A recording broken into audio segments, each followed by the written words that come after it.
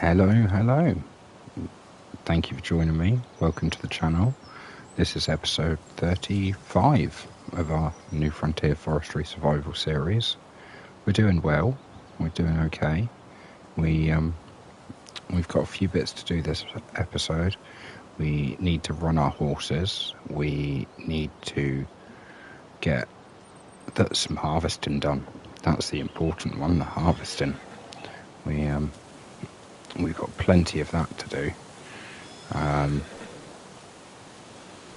Oh, that looks like it says it's going to rain soon. I was going to speed up the time, but... Oh, it's raining tomorrow, apparently. Let's get the horses run to start with. That's the important bit.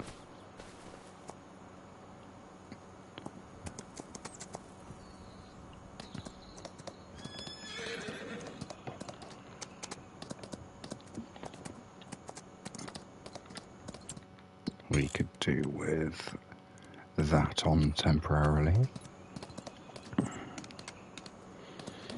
I'm not sure if anyone's looked, seen, paid attention. I uploaded a picture as a post to YouTube earlier. My usual streaming nights are Mondays, so Monday nights, and Thursday nights. So Monday into Tuesdays, Thursdays into Fridays.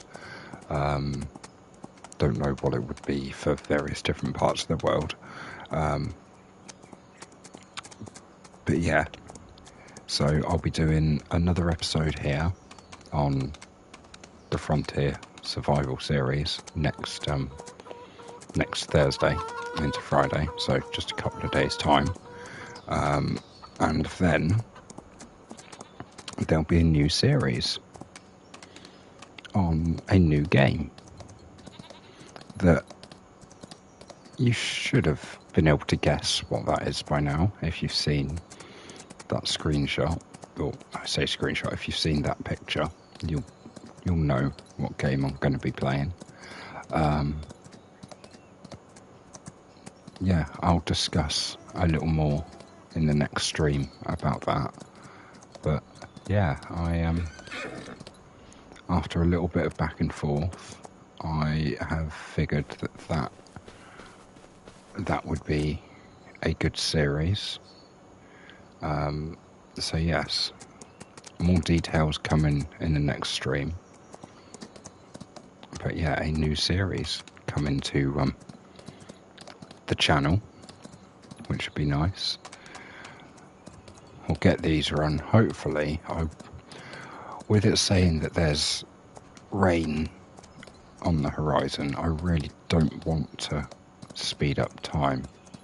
But at the same time, I would like to speed up time because I want to see if these fields, I was going to say, if they could finish growing. They're not going to grow. Canola's next month. Oats are next month. Wheat's next month. Okay. So it's just this one. And next month we'll take a very quick look at the grass over here. Because that's saying it's ready to harvest. Now we know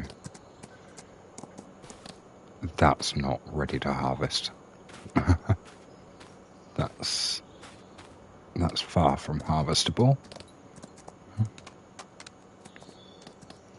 But yeah, so hopefully we'll get the the barley over there. We'll get the barley harvested. We'll get the straw swaths baled up. Move those out of the way. And then I think we'll advance on to July. Hopefully get the rest of the crops out of the ground, ready for precision farming. If we can get through everything, we'll be ready for precision farming for the next episode. So there we go, there's that done.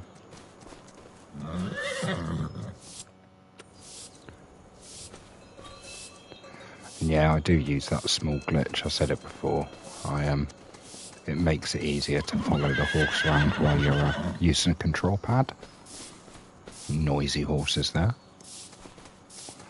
But yeah, it just makes it a little easier to follow the horses around with the control pad while you're using that glitch. Otherwise, you need to take your finger off the thumbstick, the looky thumbstick, and press the circle button to... No. That annoys me. Right. Horses have run. Very quick check. We don't need that now. Very quick check on the productions. That's all turned off because there's nothing in there. Dairy is making butter, but it's got nothing. Well, it's got a little bit of goat milk. Okay. They're good for water. That's not active. That's good for water. Okay. We're doing all right. We've got 20 odd grand in the bank. Let's get this started. Let's get this show on the road, shall we?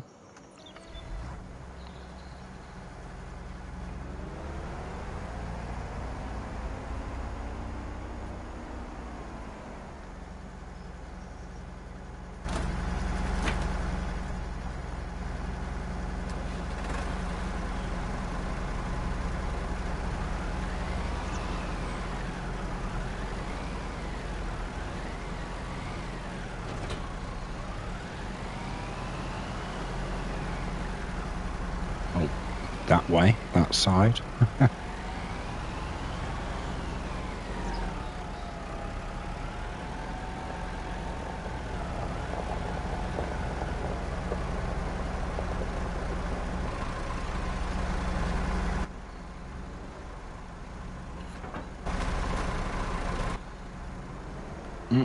Wrong one. That one.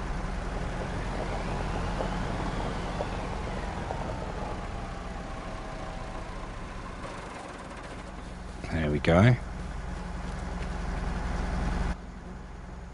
Oh, wrong button.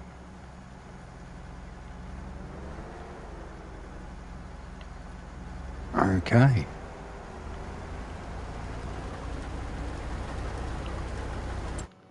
Let's double check. Oh, make sure the animals are good. Plenty of feed. Some feed. Plenty of feed. Some feed. Plenty of feed. Okay. Yeah, they're all good.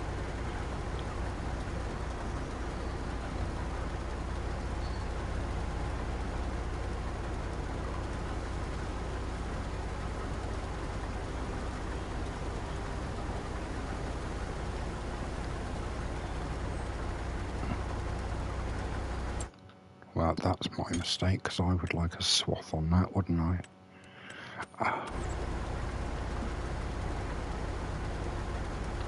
Okay, so yeah, I just enabled it.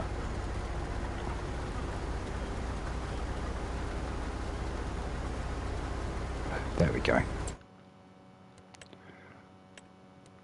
At some point, I was going to say at some point I won't need the help menu. I will. I'm going to need the help menu.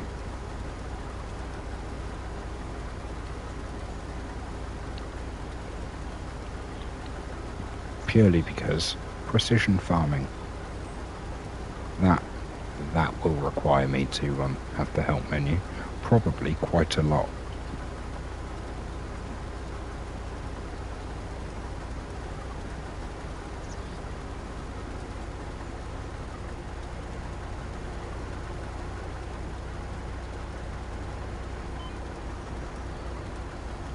We do.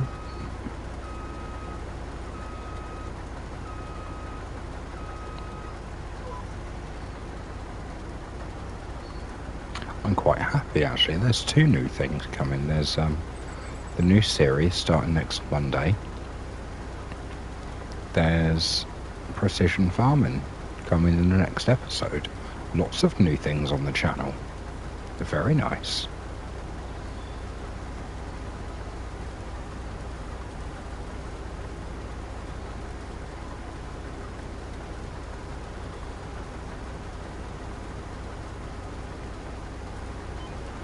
And it's one of those, as much as I kind of cringe when doing it, because it is quite a cringy aspect of all of this YouTube-y malarkey, but if there's any chance any of you out there could give the like button a little tickle, or maybe even hit the sub button also, that would be awesome if you could. It'd be appreciated. Every little bit like that helps the channel to grow, helps us reach new people. So yeah, just don't have to worry about turning notifications on. You'll get to me when you get to me. There's no urgent rush. Just little tickle of the bell icon, maybe a sub if you could. If not, no worries. Just enjoy the gameplay. Yes. Hopefully, what's cooking in the background should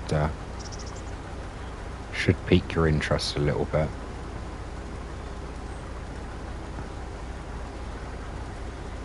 And for those of you here for purely farm simulator, this isn't going anywhere.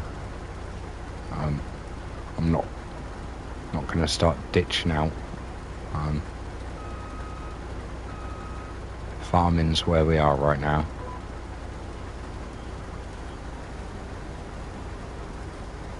No matter what else cooks in the background, farming will keep going.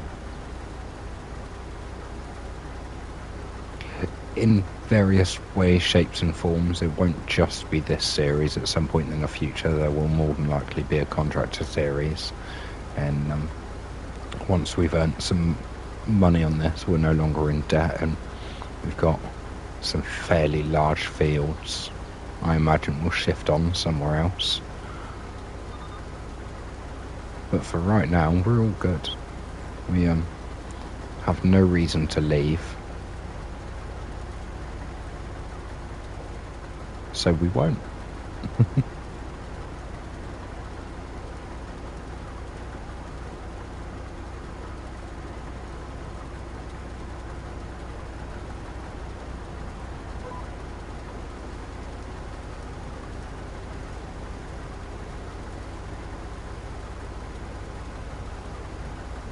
Awesome, we're filling up quick on this.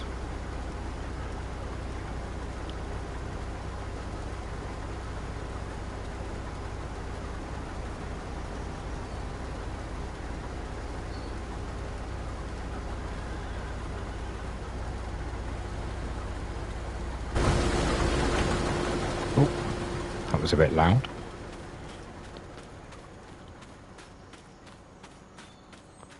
And time for this one to earn its keep.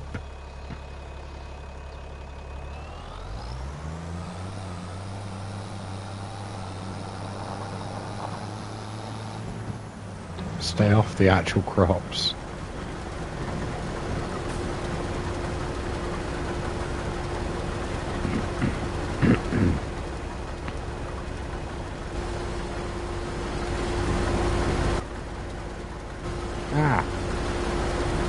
Getting this one. There we go.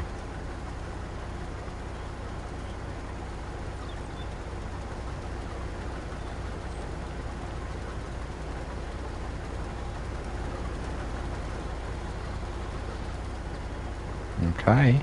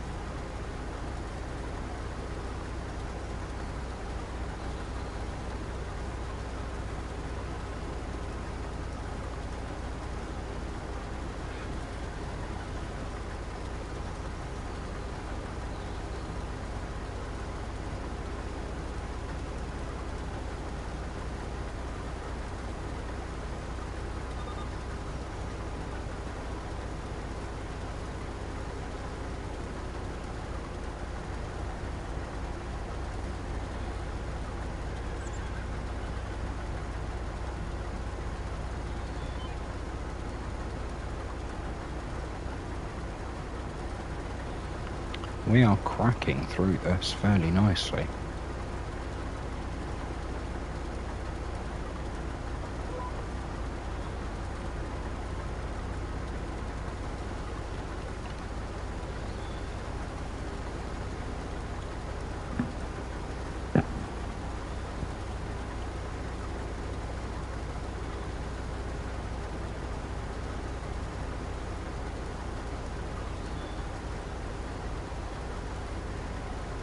Won't take us long to bale all this up anyway.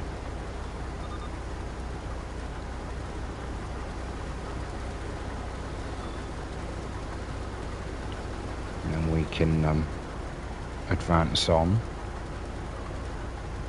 and get the rest of it harvested.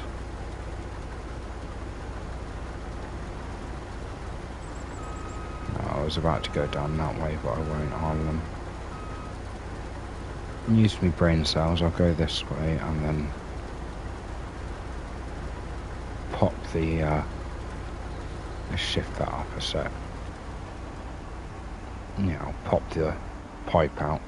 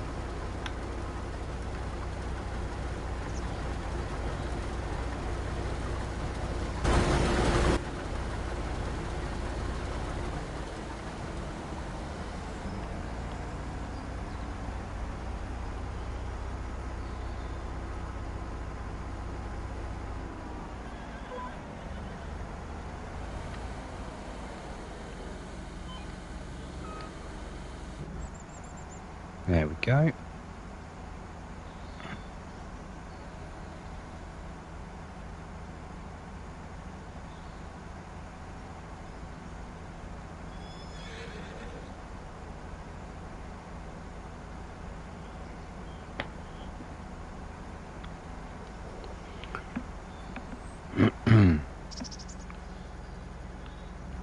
Wow, so that one's full.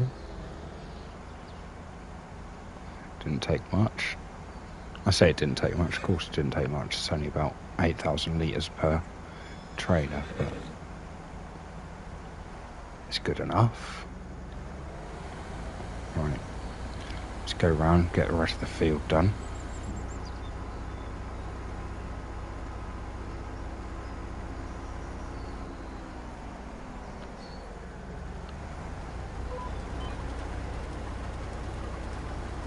Come on, there we go. Just waiting for it to pick up.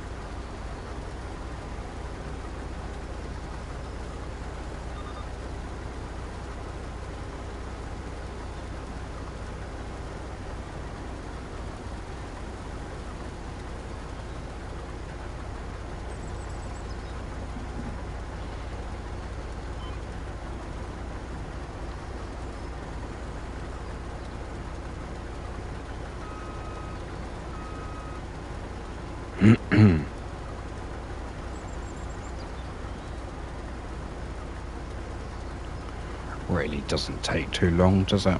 Not once you get started and get into it. It's fairly quick and easy.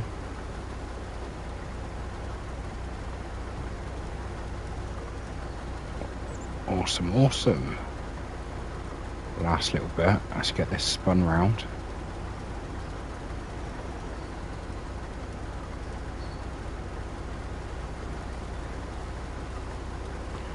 And boom.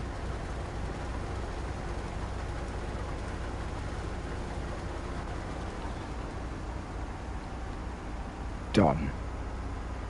Cannot argue with that.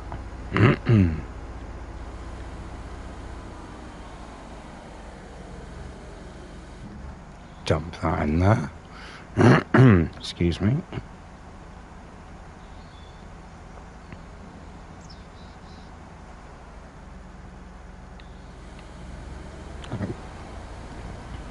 Okay. Now I'm just going to park this up over here.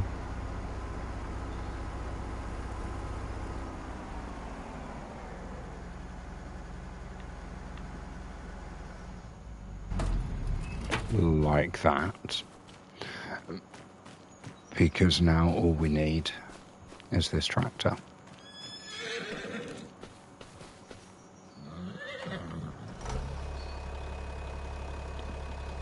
Literally just this tractor.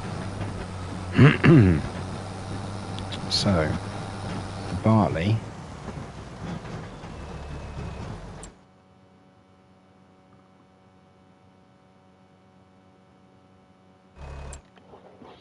now if we go in and have a look, I believe the chicken feed is wheat.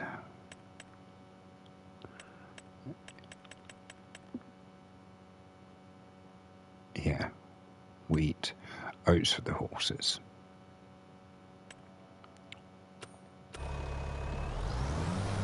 So that's good, because nothing wants to eat my barley. So let's go and put the barley in the mill. And then we can turn the mill back on. Which would be nice.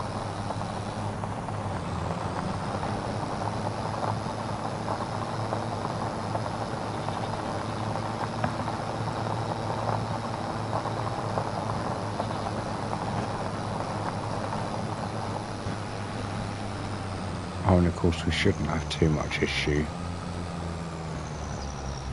with that anymore either.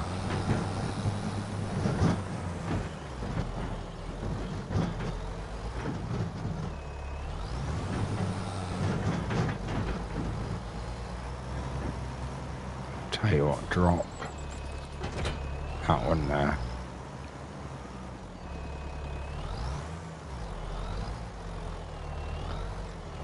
Take that one back round it.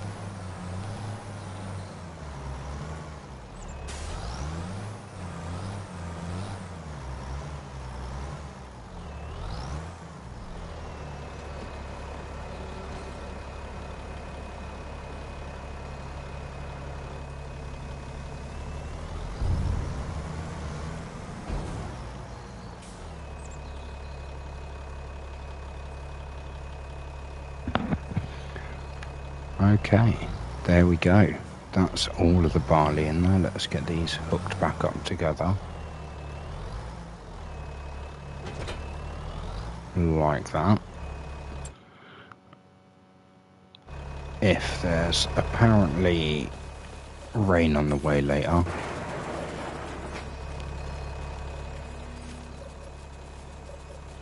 oh yeah, because I put the RTK meter there, or whatever it's called. That's what we want into here. We have barley. Activate. Very nice. That starts up and away it will go.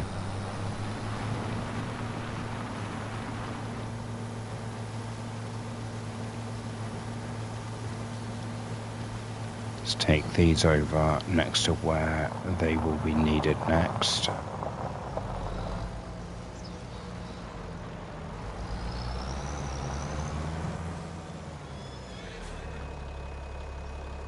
I was about to say which is here, but it isn't, is it? It's... No, which one's which on these? I can't remember. I believe... the paler one?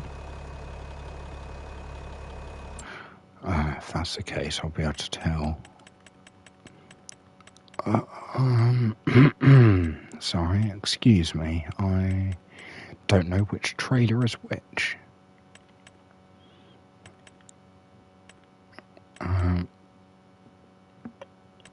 Auto load bales.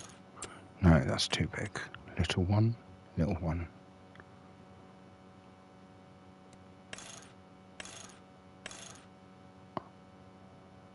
Okay.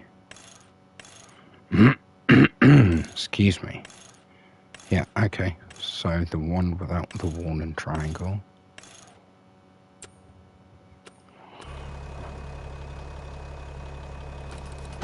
So that one back there. The one without the warning triangle is the bale trailer. Okay. Let's go and get this sorted back out to a bale trailer.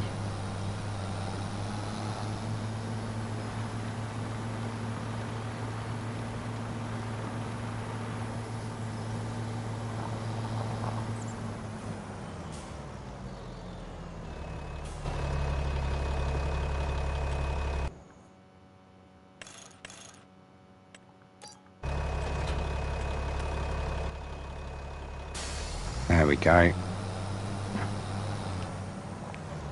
We'll stick that there for now, because this is what we want.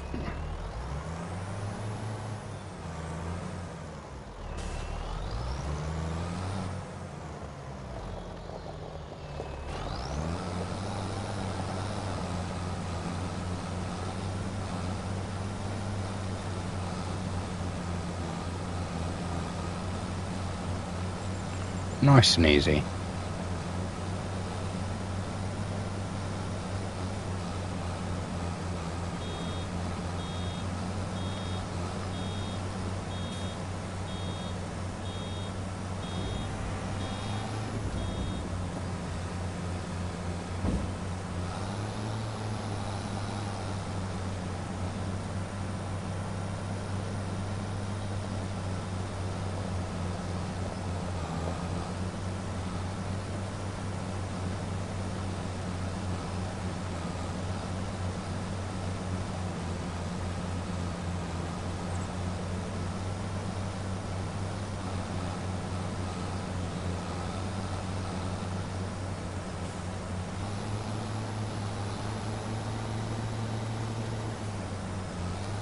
Just my bad driving.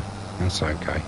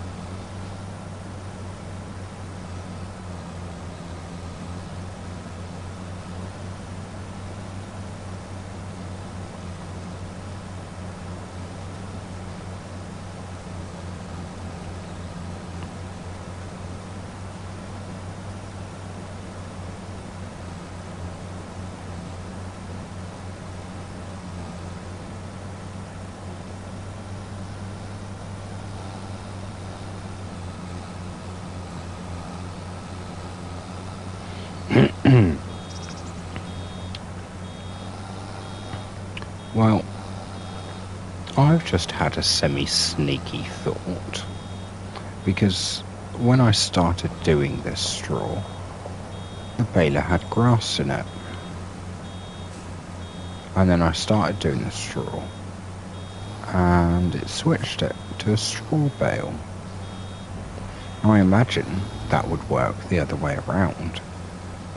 So if you filled up a baler with like 95% straw and then went and collected the last 5% as grass, that would come out as grass, and you'd be able to wrap it and turn that into silage with mostly straw that is worth a lot less. It's just a cheeky little exploit I thought of. I don't know if anyone else has ever thought of it. If you have, well then credit to you and whatever, but just something that I was sitting here thinking of. You could make yourself a tidy little profit with that. And because those two oat fields there, they're going to put down straw. And the wheat field over there, I believe, will put down straw.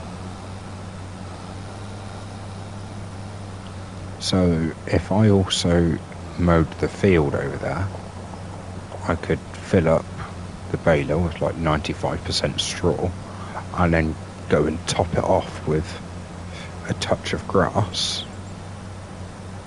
And then you've got a grass bale ready to be wrapped. Makes logical sense to me.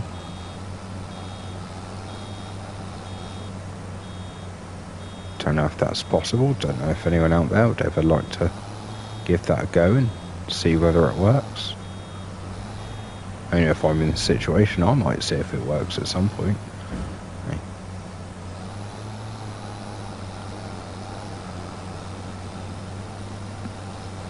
We just look at this 1, 2, 3, 4. I'll get another 2, so that's 6 bales that would be turned into silage bales to be sold at 3,500 litres each.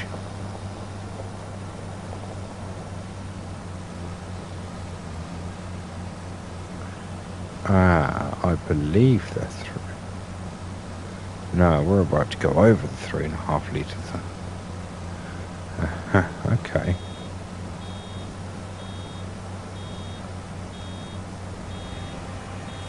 Yeah, silly me.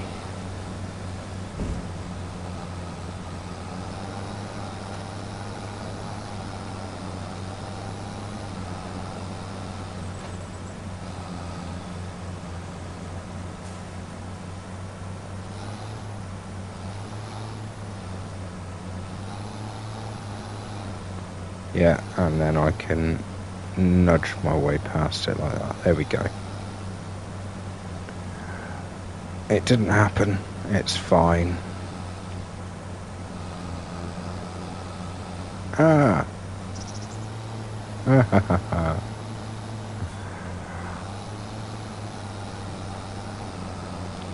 Who did this line? It looks like they were drunk.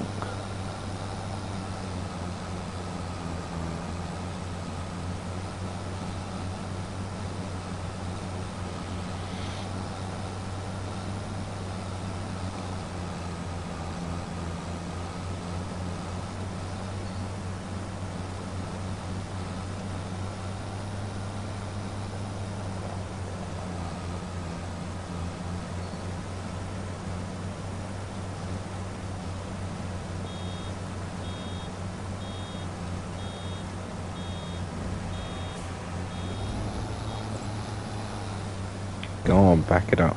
Back it up. Please, I've picked. Yeah, okay, we're good. We're good. Bum ba dum bum. It's all good.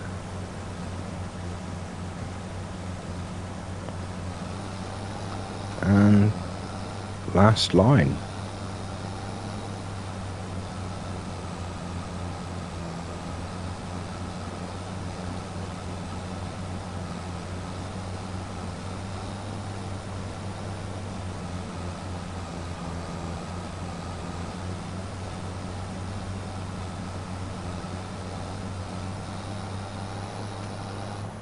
Awesome. We shall drop this back here for now.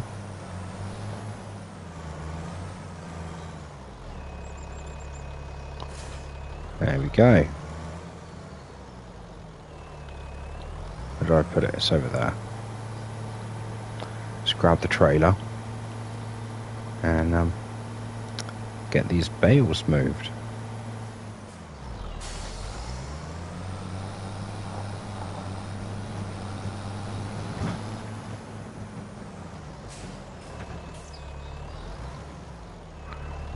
There we go.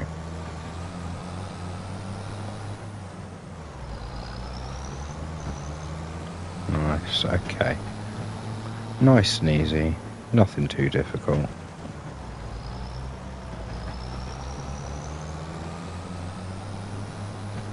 I say that, watch me make it difficult, I'll find some way. Told you. That wasn't even intentional. I wish it was.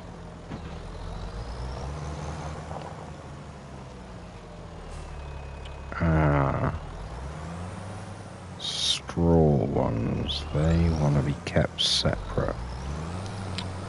Let's put the straw ones right here on the edge. Unload. Unload. Oh, I did that wrong, didn't I? Operating position. Stop unloading. Operating. There we go. Right, okay. Transporting position. Unload. Unload. Well, that didn't work.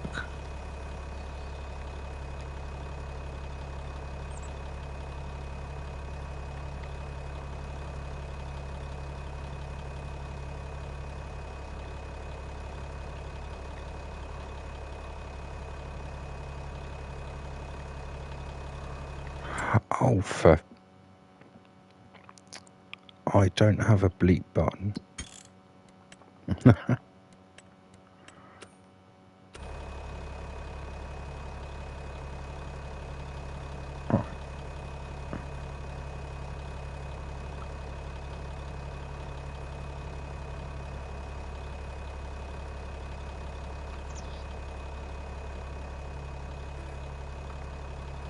Oh,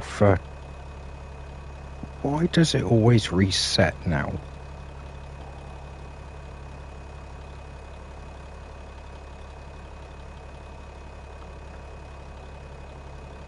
There we go, okay.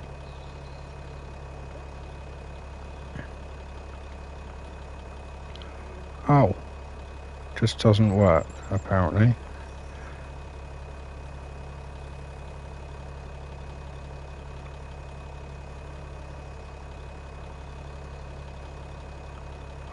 There we go, now it works. Okay.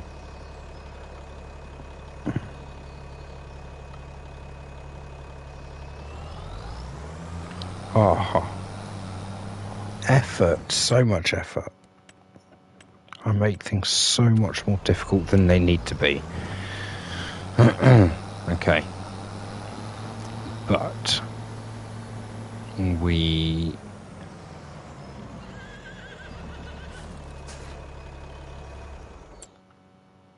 are technically done with those bits for now.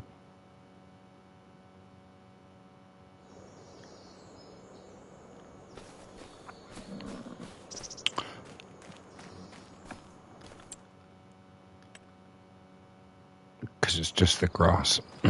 Just the grass, and we know that's actually a month away. So,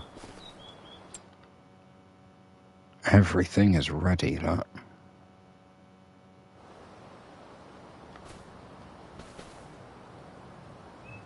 Alright, let's advance through. We'll go 8:30, it's no big deal. There was the rain that it said wasn't going to turn up until following month.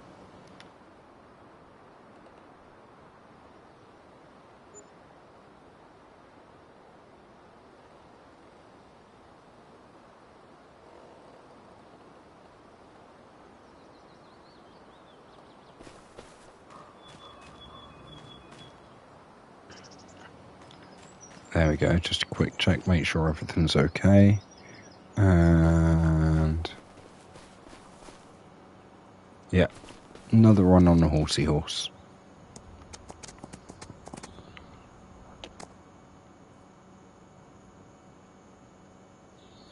Please don't say anything. I am aware of how bad I am. Oh, that looks like it's done. And that looks like it's full of wheels.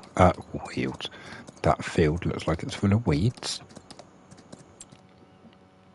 Yep, everything's ready to harvest. Everything. That's nice.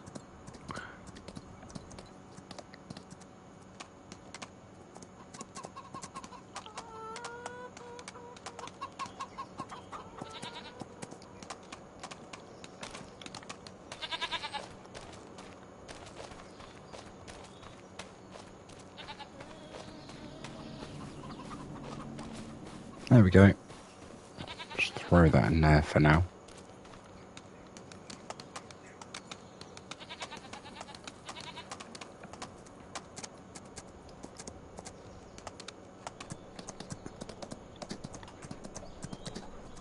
Nice. Working away.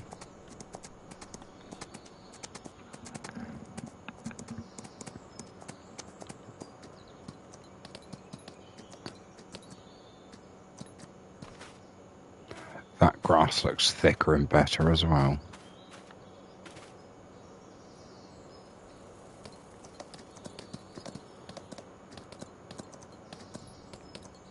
So yeah, very nice. Everything is ready to harvest. So we've got a lot of work to do now.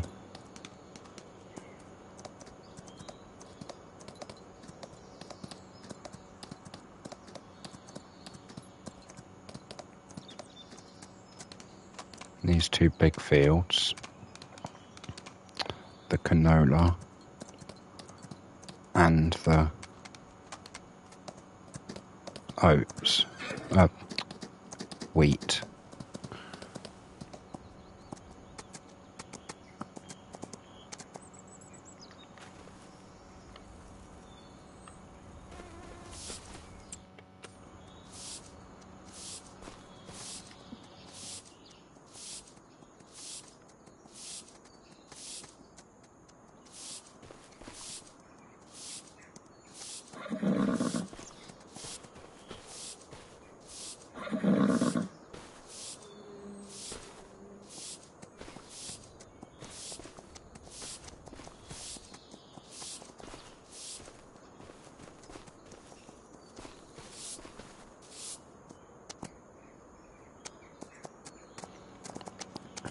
Silly me, I've not ridden Artax round in July yet.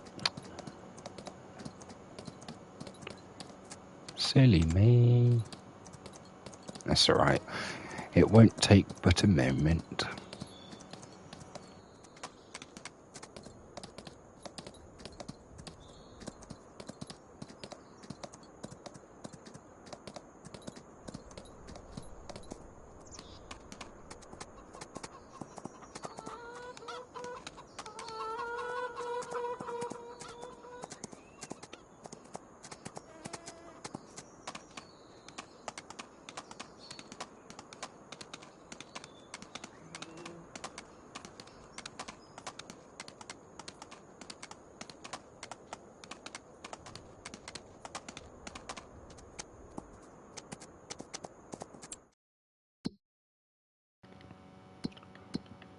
Going past them just then, I figure I may as well. Yeah, they're okay. They need some, but they'll get some. Okay, and okay. And there's a tree, of course there's a tree. It's okay, we can start making our way back now anyway.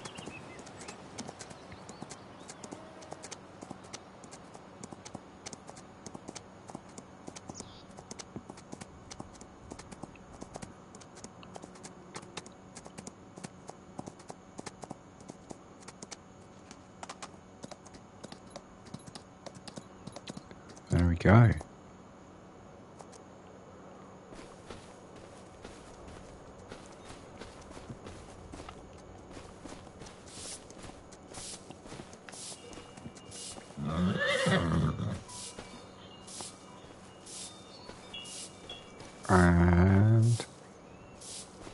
Horsey's done for July.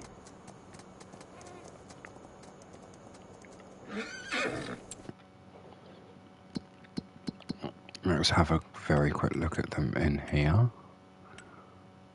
Horse pasture.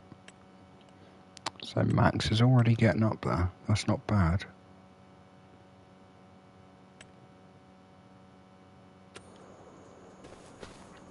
Right. Let's get on and get some of this done.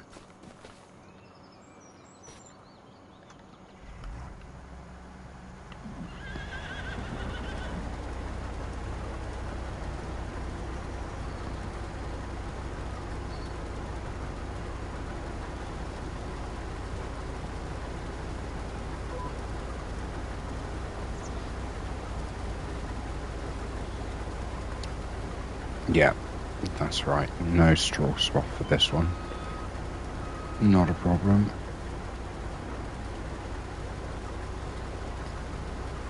And... oh, what are you doing? That way. There we go. That's better. Now I can come in and turn that back off. Nice. Alright, let's get this canola harvested, stuck straight into the windmill as well. We'll get that wheat harvested, get that thrown to the chickens, and then it's the oats. Tackle the oats, that's some big job that is.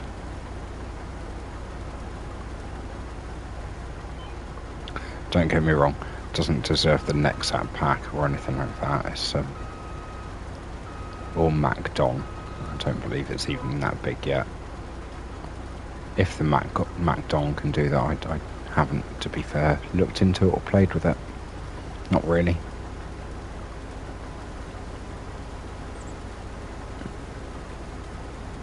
But if you're out there, don't hesitate to say hello. I am here. I will respond and say hello back. It's very much a two-way thing.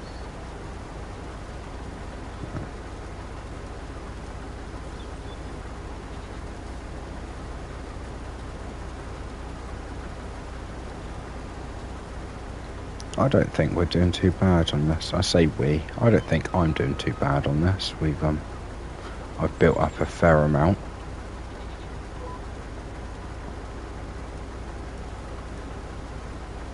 The bank seems to trust me with like 100,000, so not that they have much of a choice. I could take up to 1 million of them before they'd complain, but I don't think I'd be able to afford the repayments properly for that, so we'll leave it as we have it for now. Okay.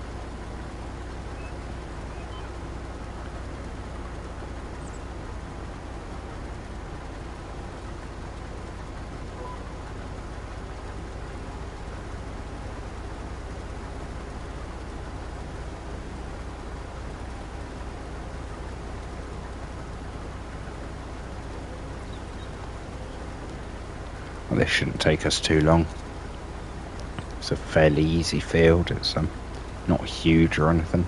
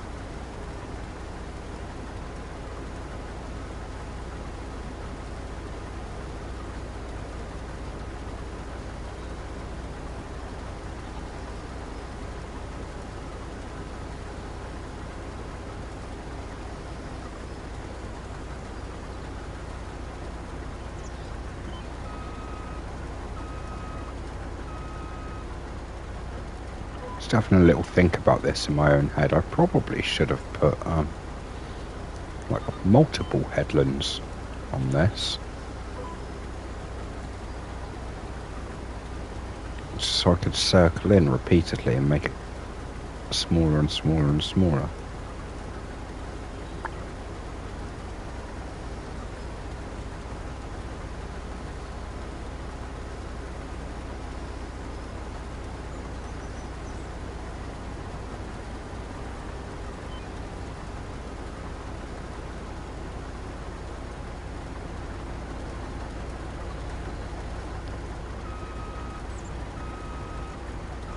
In fact, actually, because that seems like it might be a better bet, let's go into there, let's go down to that.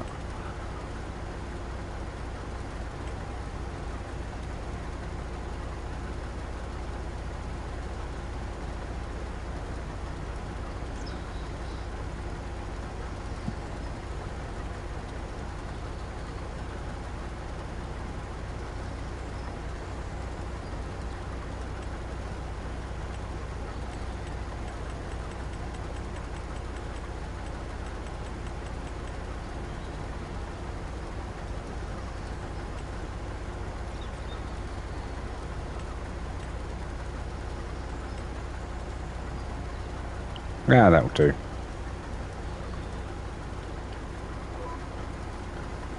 I'll go on and actually get to the farming side of it and just sit in menus.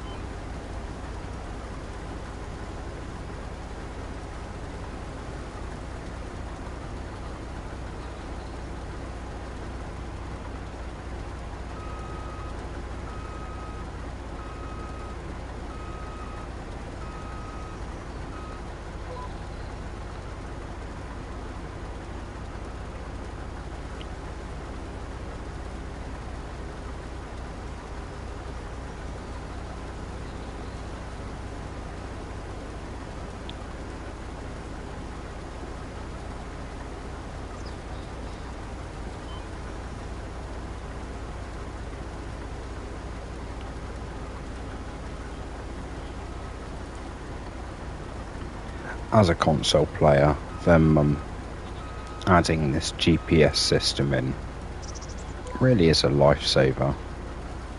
And we didn't have things like course play or auto drive. I mean, I know this doesn't do auto drive, but it kind of does course play. You don't get to play about with it as much as you do with course play. And I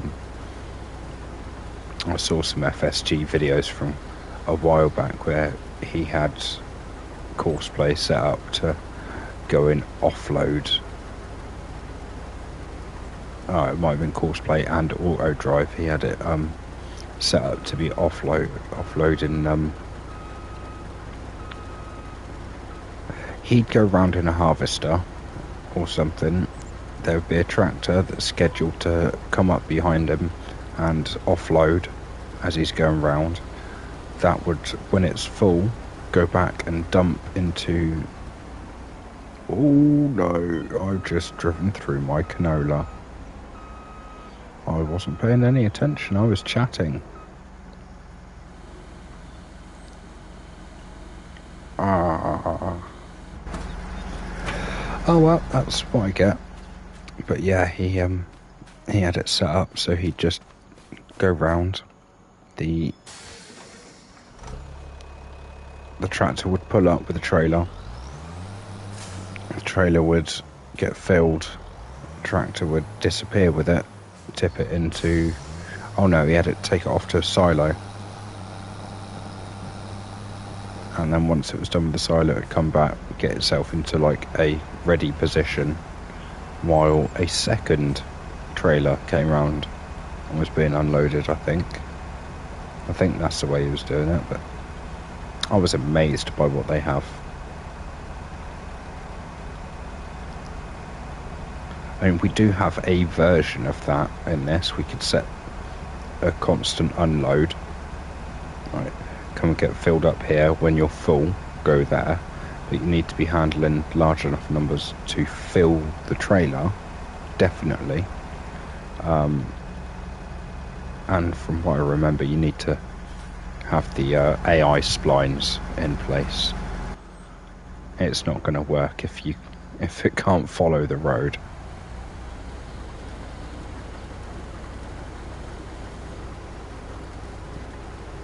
But yeah, they don't have to worry about things like that on PC. Fair play to them. I mean, that's the bonus of having a non-standardised piece of kit.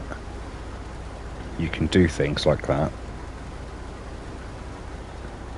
But then at the same time, there's every chance that when you do that, you could break your game, or that a new game comes out and, oh look, your system now doesn't meet the minimum recommended specs. That's why I do appreciate the modders, because if it were just consoles, then mods wouldn't be a thing. They wouldn't be as prevalent. They would still be a thing, but they would be nowhere near as prevalent or as widespread as they are. But consoles, PC players need to appreciate consoles. We give publishers a definite base to work from, or to work towards, whichever way you want to view it. Devs make a game and they put it out there into the wild. If it's just for PC, okay, well, does everyone that owns a PC get to enjoy your game? If they buy it and play it, does everyone that buys it and wants to play it, can everyone enjoy it? No. Why?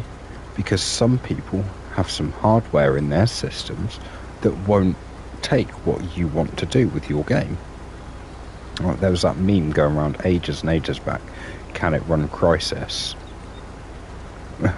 Yeah, very much that sort of thing. The game that you've just bought, will it run on your system? You don't know until you've bought it and attempted to install it.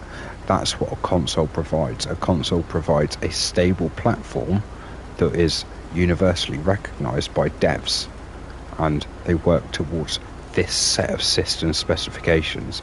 So for X amount of time, there you go, that's what you're working with. That's what your games have to be able to run on. If they can't run on that, there's no point putting them out on this system. It gives a standardised base for a lot more people to be able to get into gaming that wouldn't necessarily be able to. I mean, the Switch, for example, don't get me started on Nintendo as a company, but the Switch, great idea. Great idea. Perfect little handheld thing. I've got one. Don't use it that much. I used it for a little bit of Pokemon a while back, because I kind of go in and out of phases with certain bits and pieces, and Pokemon's one of those that I go in and out of phases with. But there we go, just a quick little chat and that field's done.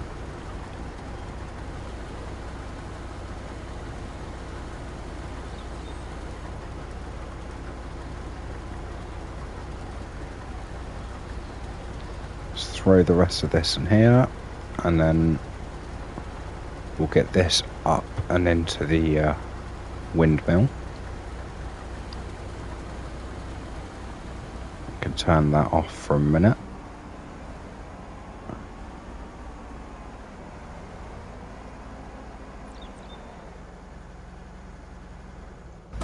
That'll be the next one. But for now, let's get this into the windmill.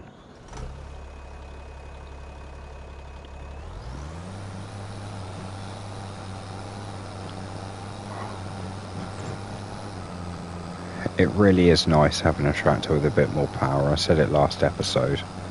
because I am chuffed to bits with this tractor. I'm chuffed to bits with the other tractor as well, as in the little Massey that we started with. I've said a few times now, I'm never getting rid of that Massey on this playthrough. It shall stay.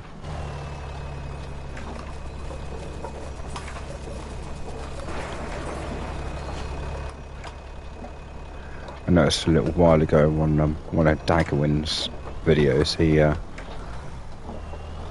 what are you doing?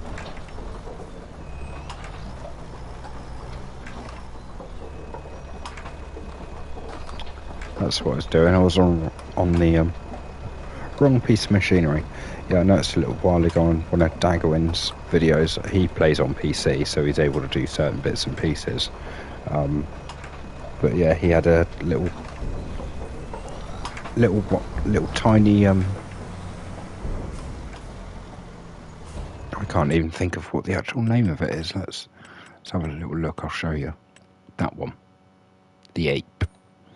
He had a little 850 that he was doing a lot of his deliveries and stuff with, and he picked it up, he put it on top of a building, and he locked it in place to keep it as memorabilia. Now, I don't think I'd pick it up and lock it in place anywhere, because it's handy being able to use it if I need to. But definitely the same sentiment.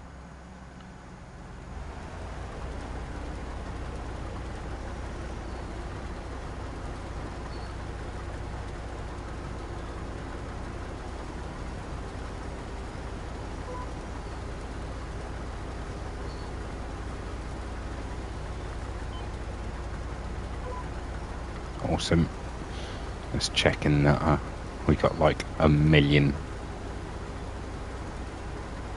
headlands to do.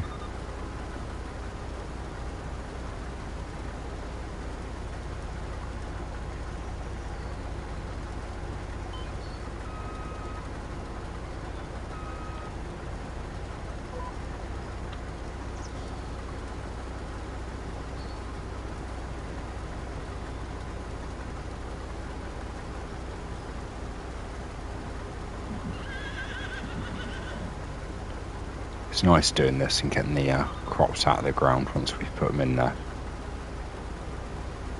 because it feels like we've actually accomplished something, and it's not just a lot of putting things in and getting nothing out. There's a little bit of satisfaction at the end of all of this, especially when it goes through the mill. Not the wheat, obviously, because that's now going to go to the chickens, but when the oats and the barley go through the mill and then get sent down to the bakery now and turned into the bread, we got a nice payout from that when we took it down. We took that, the mushrooms and the lettuce down all at the same time.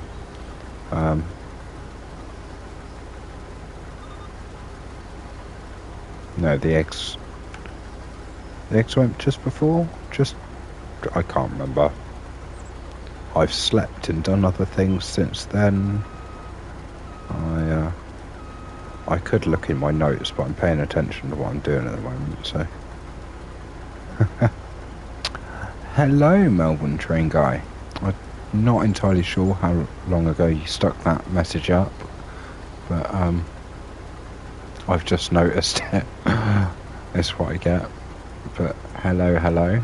Welcome. Thank you for joining me. Your channel's back. I hope you're doing well. But yeah, your channel's back. It's, I did miss it, to be fair. 5 minutes. Yeah, that's I try to pay attention, but then at certain points I'm just paying attention to what I'm doing on screen, so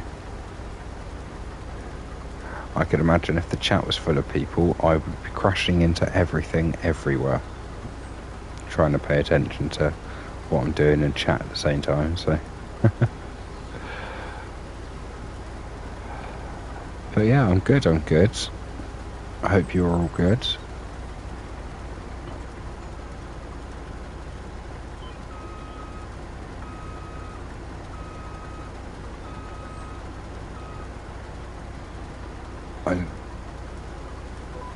As you probably just heard me say, I'm very satisfied when it comes around to harvest time and we start to get all of this out.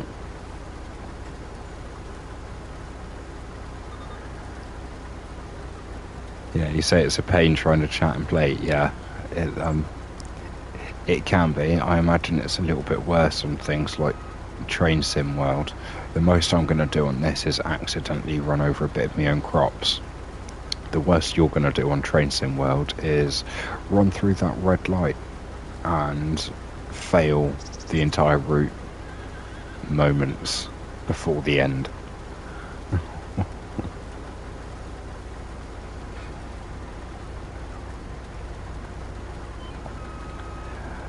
Yeah, this you say you're doing well. You're glad to hear I'm doing well, and nice to see the harvest finally. Yeah, it's this harvest is the last harvest before we start using a mod that has been downloaded and updated and everything called precision farming that drastically overhauls certain elements of the game and makes things a little more realistic, a little more difficult, more things to manage and keep on top of. So, but the best time to start that up on an already existing save is after a harvest, because of where it changes soil values and plays with values of your crops and stuff like that, so, and yields. So yeah, I just wanted to make sure that I got out everything that I put into the ground properly. And then we can start playing with precision farming.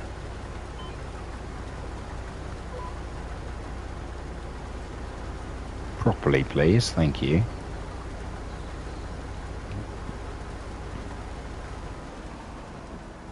Oh. Almost. Almost. Where's my tractor over there?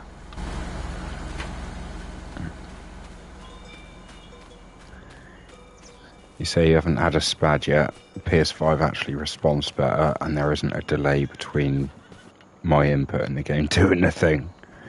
Emergency brakes work well now as well.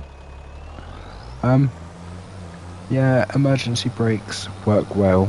Unfortunately for me, when I tap the smash my hand on the emergency brakes, it's I'm already looking at the red light and it can see the whites of my eyes. Yeah, you said you saw the update for FS25 on the PS news feed.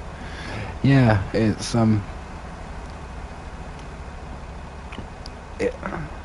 precision farming is something that I believe originally was worked on in partnership between Giants and the EU Agricultural Council or something like that.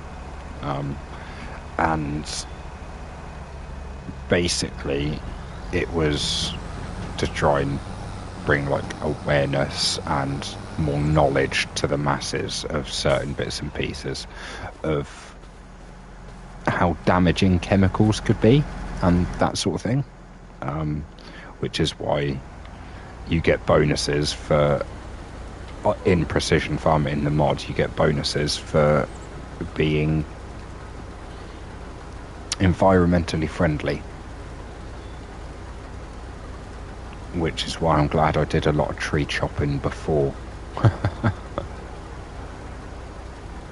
So I don't know if you've seen any of the earlier episodes or anything, but the state of this place when I first got here, there were trees everywhere. I've had to clear all of this space.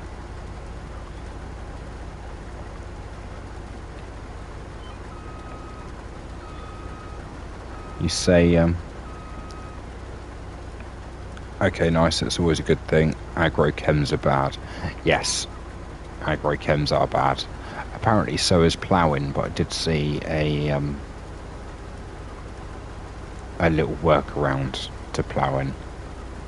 You can plough anyway, but then you direct seed, because that class is as actually cultivating, not ploughing. So you can plough and not have to worry about getting weeds, and then direct seed, which classes as cultivation, but you still had the pre-ploughed state, but the cultivation overwrites the ploughed state in precision farming, which Disturbed Simulations, I think his name is, did a great video on it, explaining.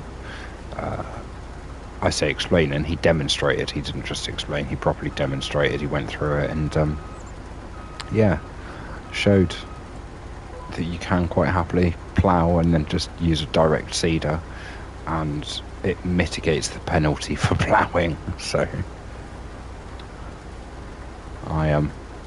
I think there's a good chance that I'll be using that technique, because it saves me having to deal with weeds, because weeds suck.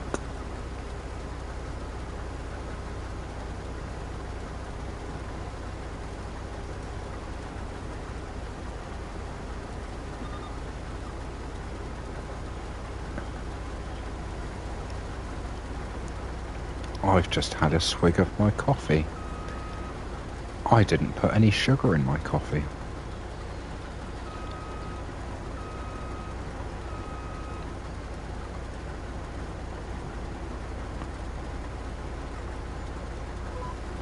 My coffee kinda tastes like what falls out of a bovine's rectum.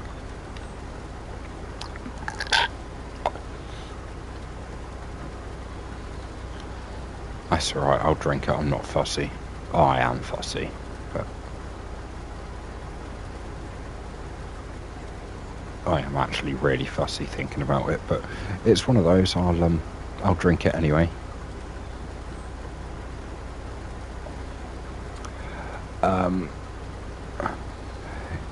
You say you're waiting for a sale before you pick up FS25, but it's seemingly getting more complex by the day.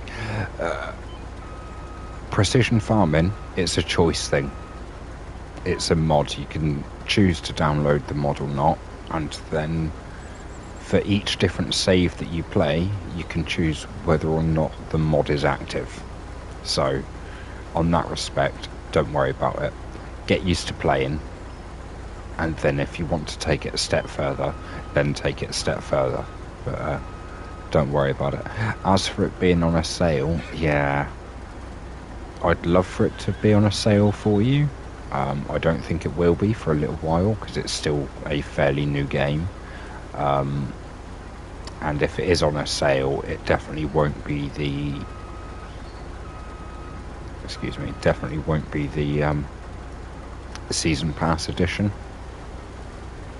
But yeah, definitely, by all means, throw it on your wish list and keep an eye on it, because it will be at some point. But wow, sorry, I've just seen. I'm gonna take a moment. I'm gonna actually, I'll spin my shit round.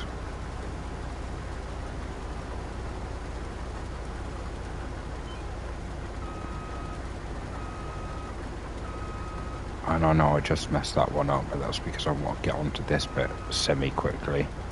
There, that'll do. Right. You say you just made a coffee yourself, and you're very fussy with your coffee as well. Yeah.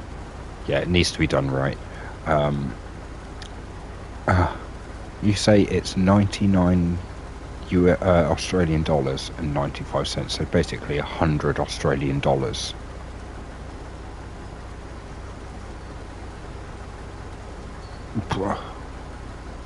Yeah, I understand. I mean, I don't understand it, but as in, why?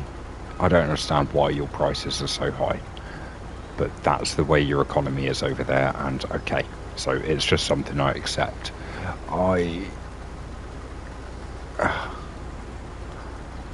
Is that the base version, or? Because I'm hoping that you're looking at the Season Pass version there. Because if that's 100 Australian dollars for the base version. Wow. Just wow. I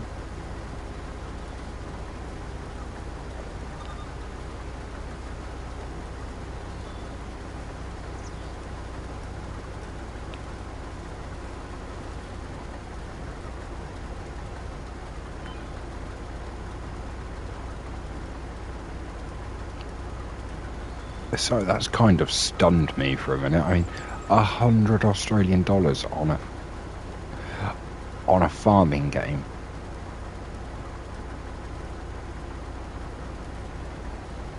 I can't remember how much I spent on it, but it was nowhere near that.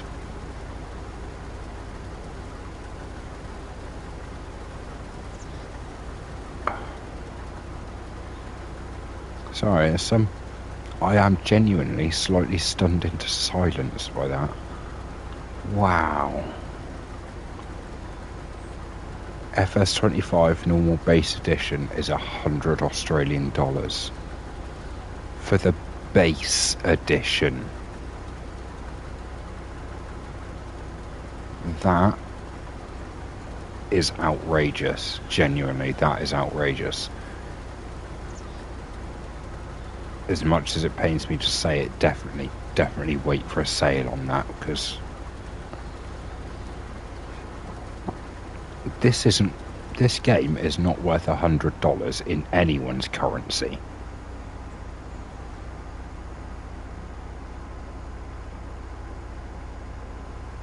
From my personal view of it, it is 65 of whatever your local currency is. I don't care. 65. So that's Australian dollars, 65 US dollars, 60. Yeah, I'll dump it out. I was an idiot. But yeah, just 65 whatever. That's all it should be for this game, including the season pass.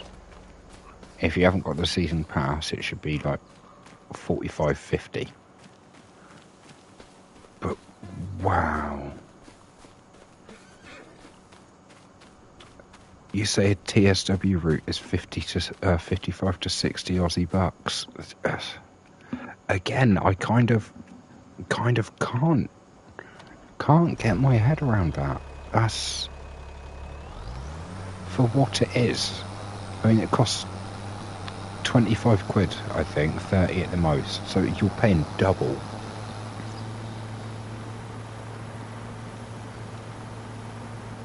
Have you got like some sort of entertainment tax on top of all of this? Also, because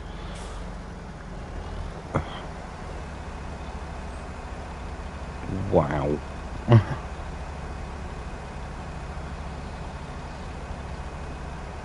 And I genuinely thought it took a lot to shock me nowadays.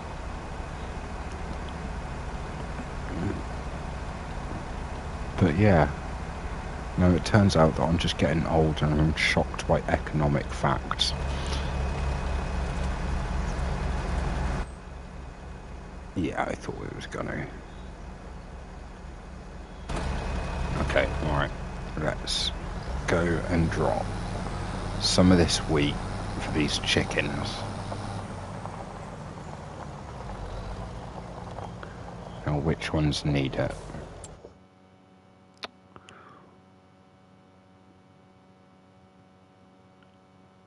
You say no, price includes standard sales tax. Yeah, but that tax rate, is that like 50% of it is tax rate or something? I mean, we got VAT, that's included in all our products and everything over here. That's VAT, and that's charged at 20%. It used to be for a long time 17.5%, and then Labour or the Conservatives bumped it down to 15%, and then they got all arsey and went, oh no, we're not making enough anymore, so bumped it back up to 17.5%, and then went, oh no, we need to make a bit more, so bumped it up to 20%. We're supposed to take it back down to 17.5% and never did. But hey ho, that's politics and finances.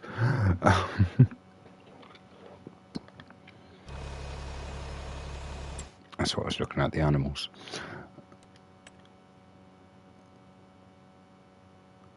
Okay, so they could do with a bit. Yeah, they could all do. So I've got 8,000 there. I don't like this. Oh, no, wrong one. Wrong one, wrong one. That one. I've got 2,000 there. Okay, alright. These have got big ones, so if I dump half in here and... okay, alright, I won't.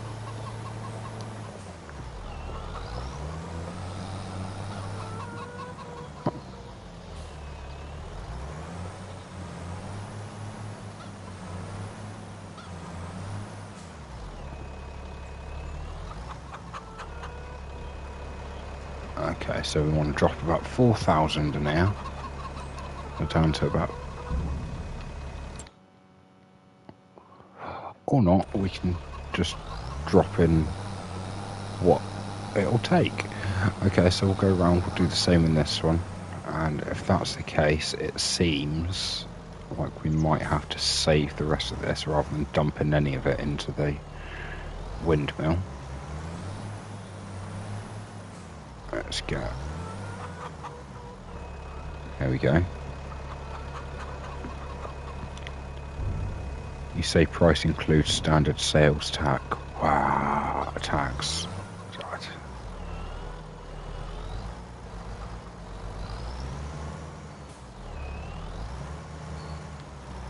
I mean, it's one of those. No one can choose where they're born or who their parents are. But you also, with that, can't choose what government you have and how much you pay in taxes for where you live. But my God, that...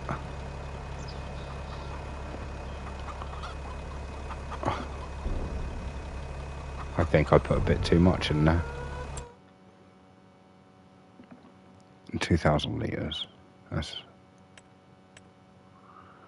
5,000. 2,000, yeah, okay. So that the coop with less chickens in it now has double the amount of feed as the one with double the amount of chickens.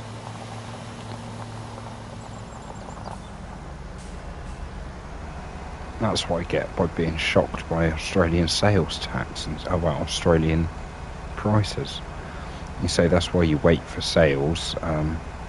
Midland Mainline is $55 normally, but it's around $10 to $15 on sale. Wow.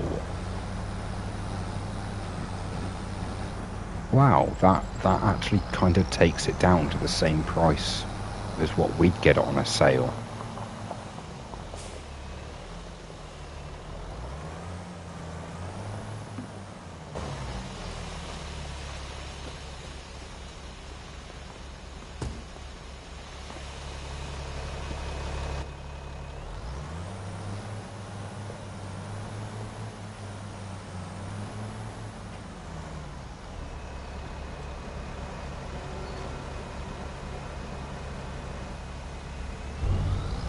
Okay.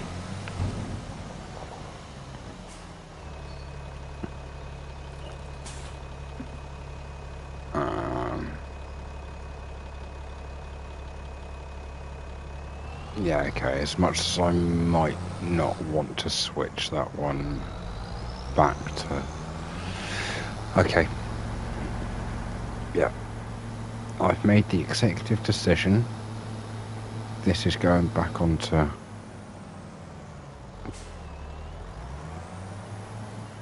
being a normal trailer for a moment. Put the sides back on it. Just because of where we got the two large fields.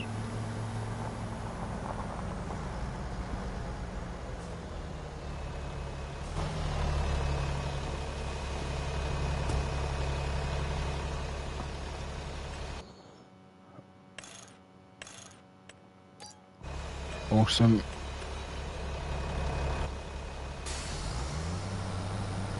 Oh, yeah, okay. I thought I was gonna have to turn it around and line it up the other way.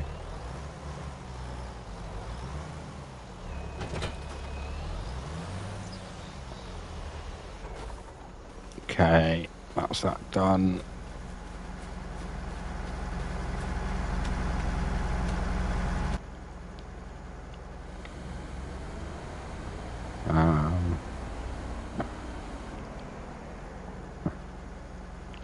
You said your PS5 was $700 by the way, so wow.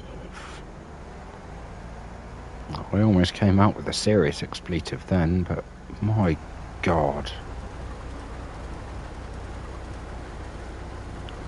The price of some bits and pieces nowadays is just stupid, isn't it?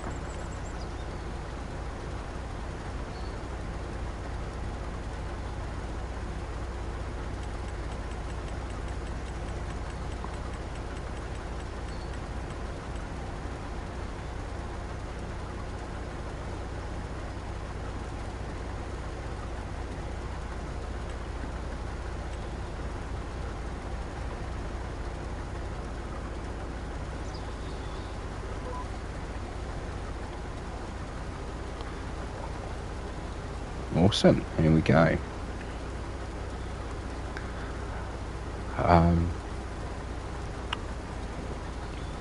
What was it?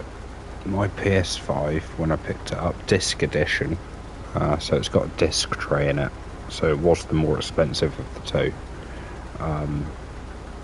But I think that was like 450, 460 quid something. It wasn't, I'd got an extra controller with that as well. So actually, yeah, I think it was about 470 quid from a shop called Smythe's. It was the disc edition PS5 with a spare controller.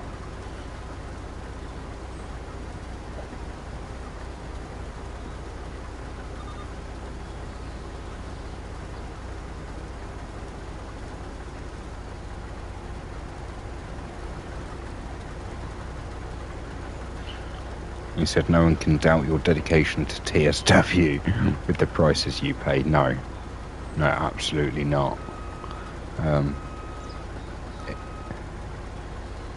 It sucks out money being weak, but that's economics. Yeah, absolutely. That just is the world. We can't get away from the fact that you need to earn money to buy things to enjoy on the time off, that you're not earning the money just to be able to live.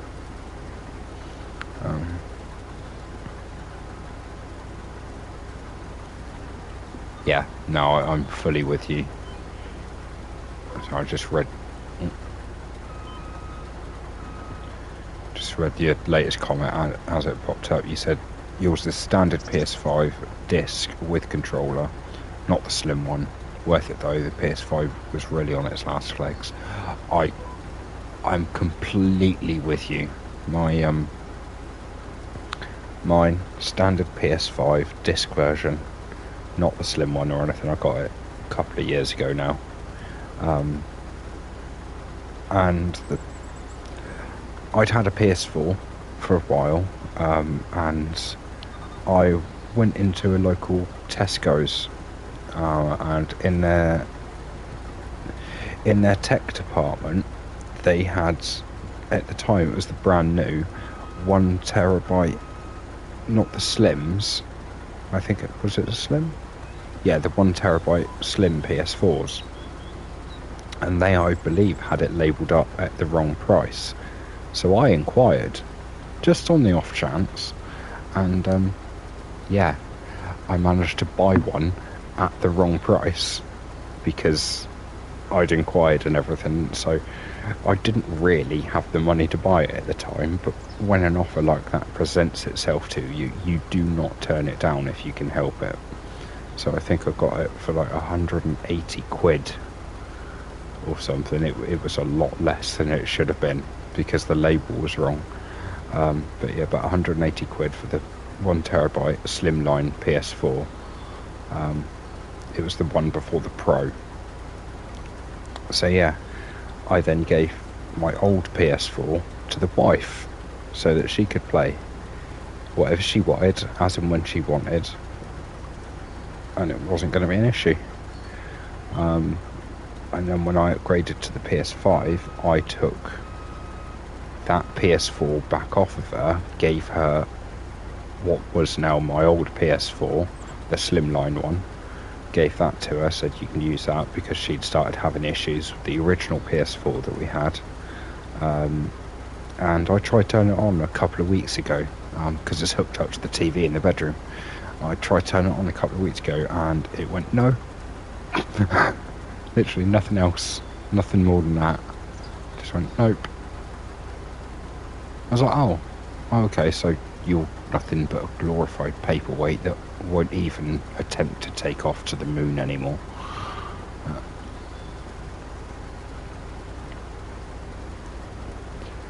That thing, if it was freezing cold in a room, you turn that thing on, about 45 minutes, an hour later, it was boiling in there. You'd have to open all the windows.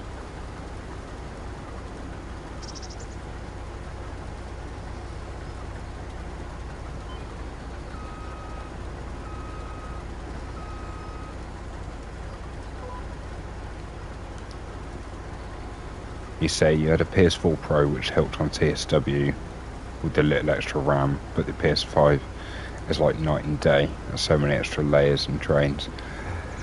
Yeah, now luckily, I say luckily, I didn't play it on PS4.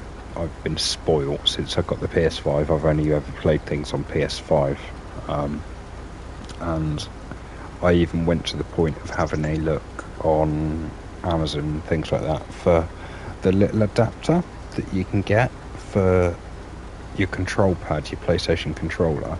It basically clips around it and has a little clip on top that you can move back and forwards, that will hold your phone in place, so that you can hook your pad up to your phone and use that for the remote play. It's got all the functionality when you use the remote play app.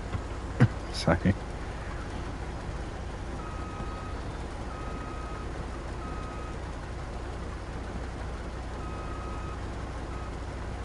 oh, you say you just tried to turn the PS4 on this morning to record a last YouTube video, and it turned on and went berserk with the fan and then just died. Yeah.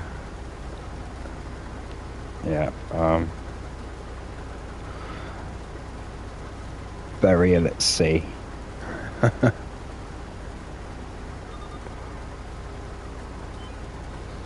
Either a burial at sea or a proper Viking burial, where you actually set it on fire and everything. But no, that's it's a shame. It really is a shame when tech dies like that. From what I understand, the reason the fans, it sounds like it's taken off because the fans are going 10 to the dozen. The fans go 10 to the dozen because they cramped everything in the little space they had to make the PS4s. Then they shrunk everything a bit and made the PS4 slimlines, and then everything went a tiny bit bigger, but they added more crap into it when they made the PS4 Pro. And the amount of heat that the internals were giving out set the fans off. But then the fans, after a time, because of where everything's cramped in there and you can't take it apart properly to be able to get the fans out to clean them, get gunked up with lots and lots of dust, which causes them to become unstable because they're no longer weighted properly. They're all off kilter, and yeah, they end up wobbling and causing God knows how much noise, purely because they're coated in dust and you can't get in there to clean it off.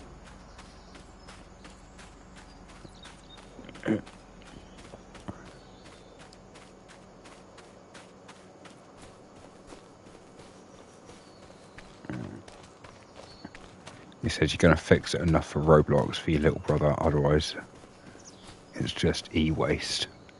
No, I get that.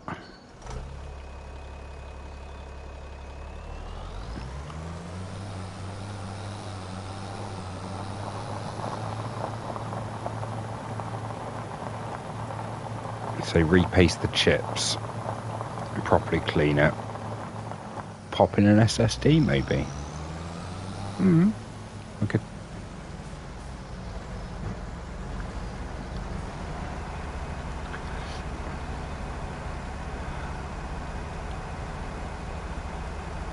This isn't me meaning to be rude, but as for the SSD,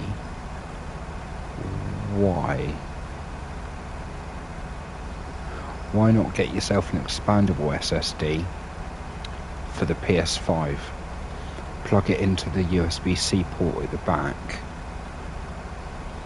Or no, standard USB port. There's a USB port at the back that will allow for upgraded connections. Stick yourself an SSD into that, and you've just expanded your hard drive.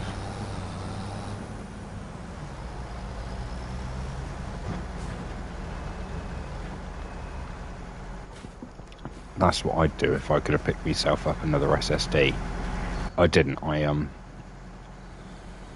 picked myself up, I believe it's a 4 terabyte HDD. Stuck that into the back of it. But if you're going to be getting an 8, yeah, no, I get that you say it's for the PS4. But if it's just for your little brother, make sure the machine's working. It being a PS4 Pro, it shouldn't have as much of an issue anyway. But yeah, make use of that SSD for your PS5. Expand the hard drive space. It means that you can have more shit installed. I mean, at one point I had, because of my 4 terabyte HDD that can store all the PS4 games, and they can run from that HDD without being transferred over to the SSD in the PS5 or anything. They all run from the HDD.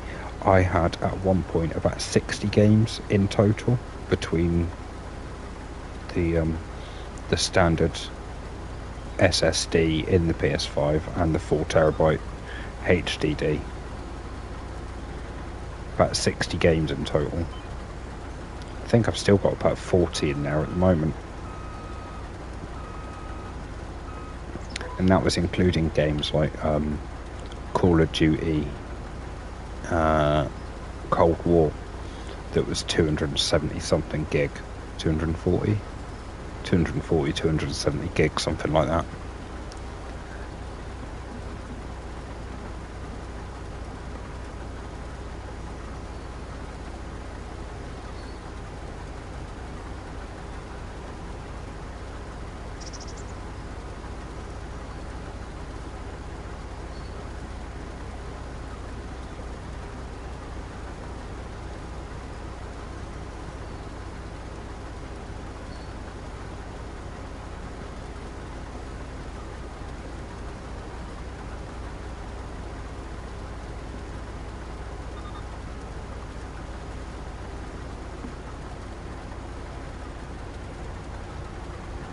Yeah, like I say, you say on the PS5, TSW only takes 100 gig, and Lawnmower Sim takes 10 gig.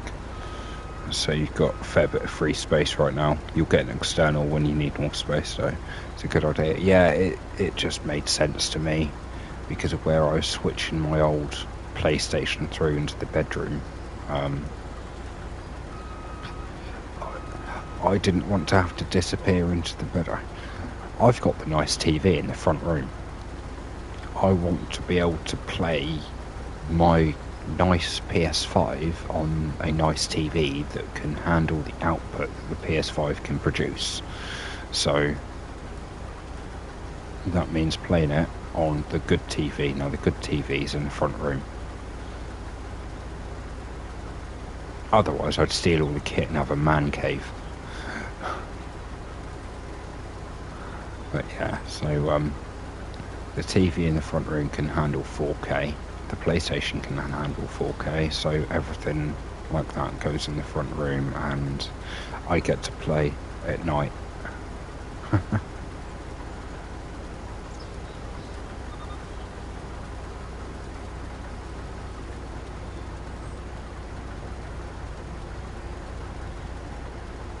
But yeah, sorry, that's where I was going with that, because the PlayStation went into the bedroom, and I didn't want to have to disappear into the bedroom to play stuff, and I got a new thing that could I'd got a PS5 and it could output it in 4K, and the TV could output in 4K and everything. It was like, right, okay, well, I'll get myself a hard drive, I'll download all the PS4 games I want to onto the hard drive. Makes sense, one machine can play everything.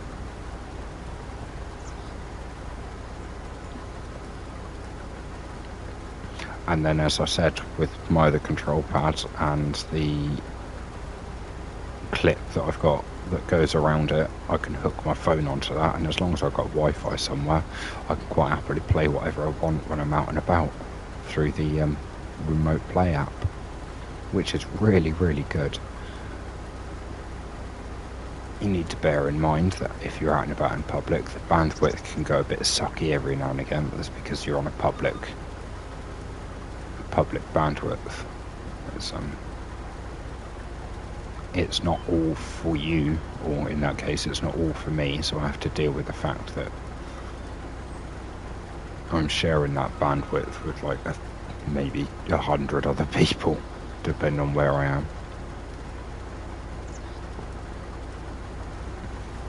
But yeah, as bad as it was, my wife was up in hospital having our little one, and for a little while we were just sat there waiting for things to happen, because she got induced. So while we were waiting for things to happen, I was sat there hooked up to the hospital Wi-Fi playing, I think it was Resi 4 at the time. The remake. You say you may get more games now. Yeah, definitely. If you've got, I don't know if you have or not, but if you've got PlayStation Plus, definitely pick up the free games they give away every month.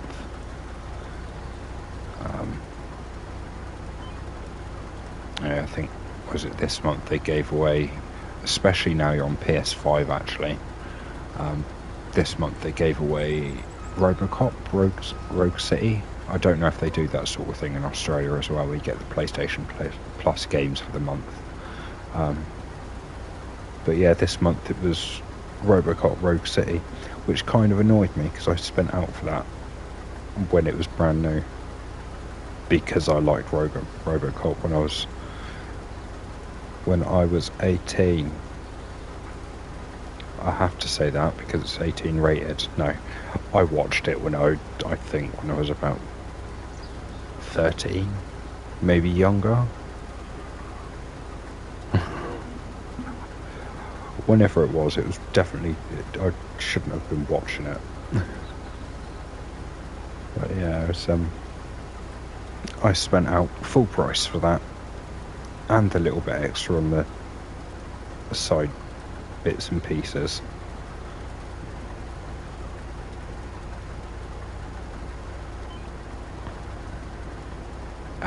No, that's fair enough then. He said, yeah, they do that. I did see you did see the free games, but you've never really thought about PS Plus as you don't play online. No, that's entirely fair. That is an entirely fair point. I mean, if you say you've recently sorted out your PS5 and your internet and everything, if before that your internet wasn't any good, of course PS Plus isn't going to be of any interest to you.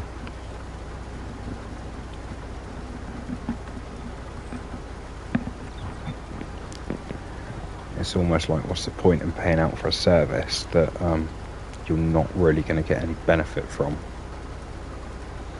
So I get it.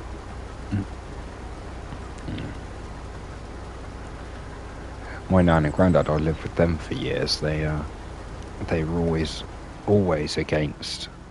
Oh, I'm full again. They were always against getting the internet. Just against it. Yeah.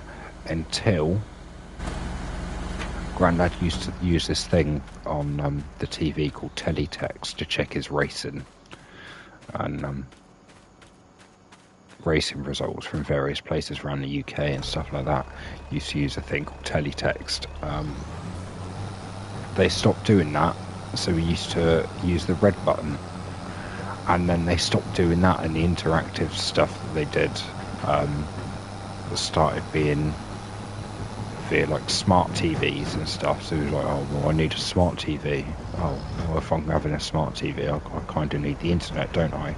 So yeah, after years and years of me wanting the internet, he's like, oh yeah, my TV doesn't work properly, I can't check my racing, get me the internet.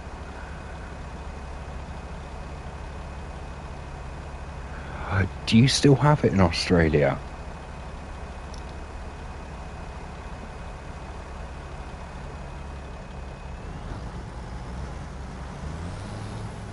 If you do, that's so random but so cool.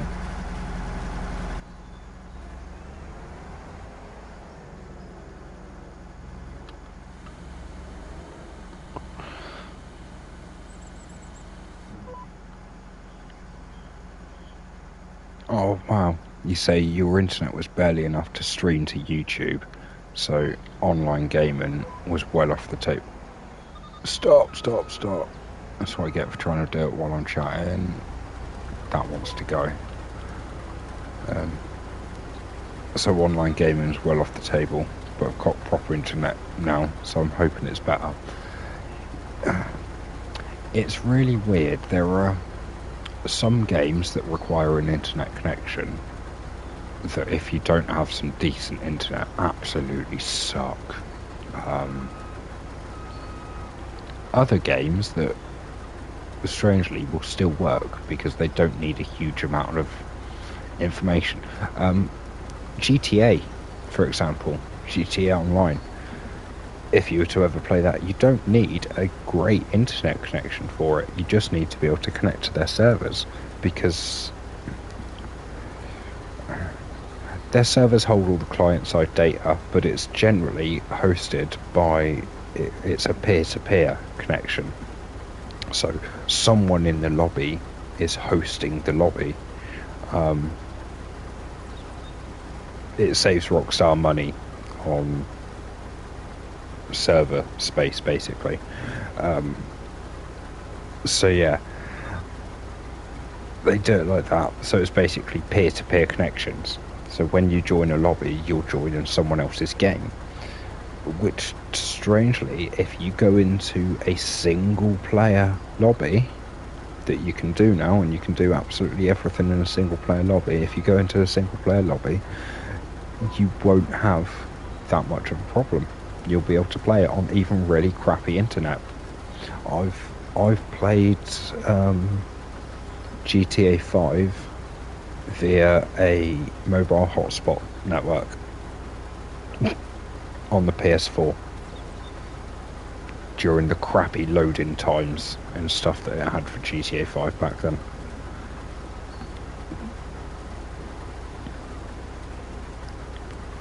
You say your old internet was 10 down and 1.5 up before, now it's 50 down and 10 up, and I don't understand the numbers.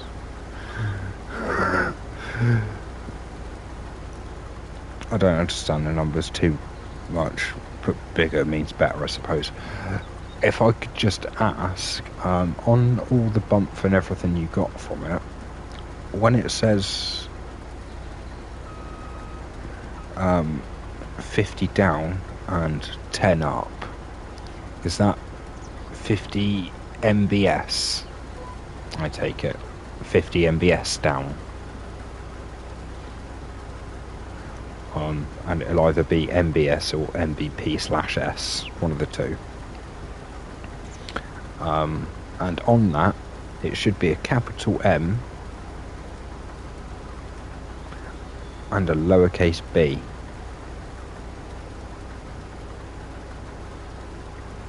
Because that would be megabits. Because I've seen companies try and rip people off and say, oh yeah, we do this, and they're saying that they do X amount of megabytes download. Well, no, you don't. A megabyte is not the same as a bit. Bits and bytes aren't the same.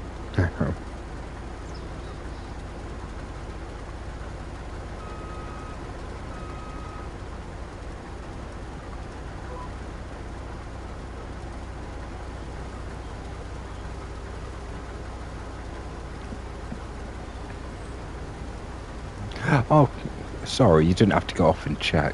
You say you threw TSW off your mobile hotspot as well, so you know the pain. Yeah, that one. What was it? This is going back quite a few years now. Was it certain other bills at the time took priority? So the internet kind of got knocked on the head for a few days, but we had more than enough mobile data, and it was like, okay, all right, we'll use the mobile data then. I believe there are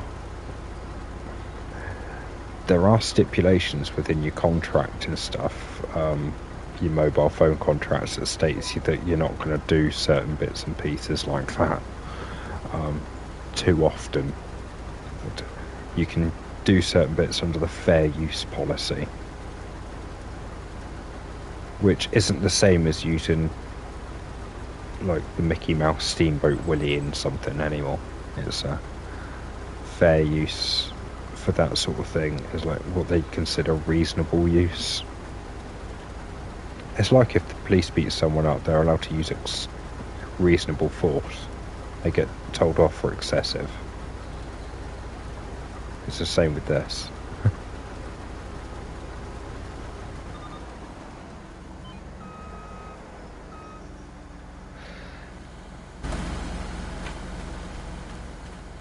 I'm getting a fair amount of oats out of this field. I've still got the other one to do yet.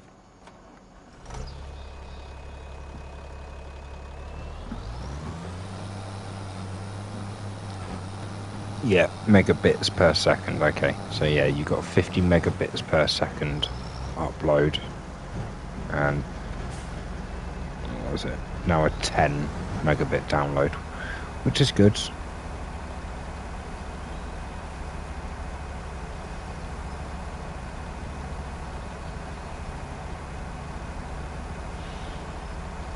Yeah, it's good. That'll be enough. I mean,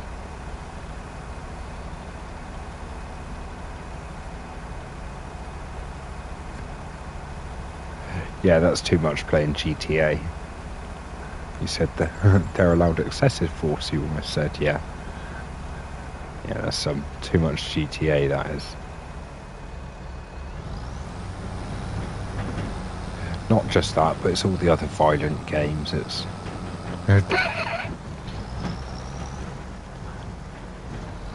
Blame the games, blame the media. No, I'm not one of those. I take full responsibility for all my actions. It's my dumbassery and I will own it.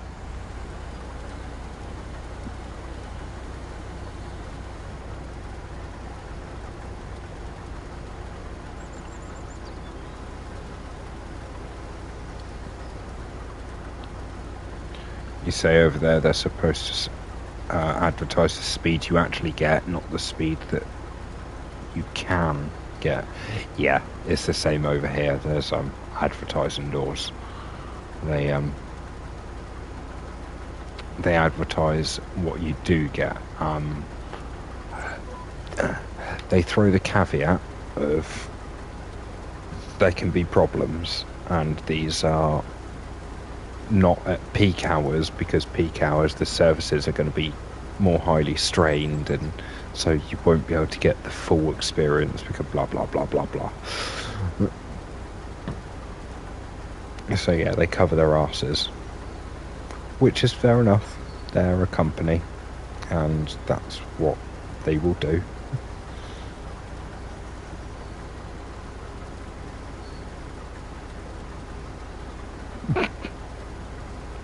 So it reminds you of that video where people blame Samuel L. Jackson for the kids doing bad stuff, dumb stuff, and he's like, I wasn't even in that.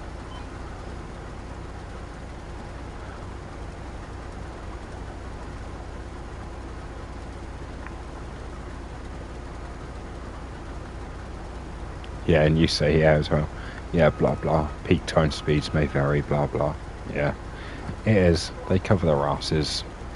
All technical, like corporate speak. That's what it is. Corporate jargon.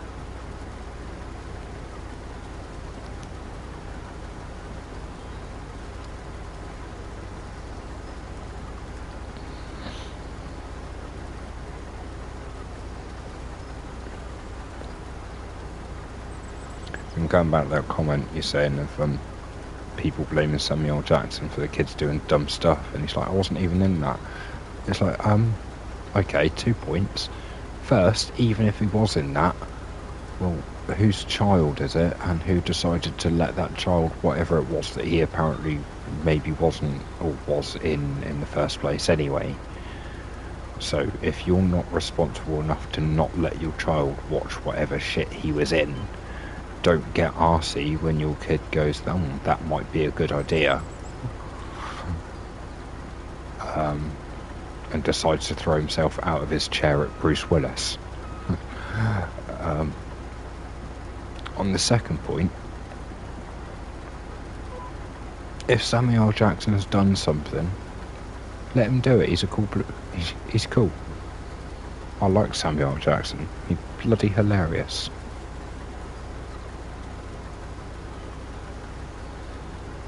Yeah. And then, as I was saying on the second point, actually, no. If you haven't taught your child not to copy what they see in movies, I believe they're attempting to win their own Darwin Award.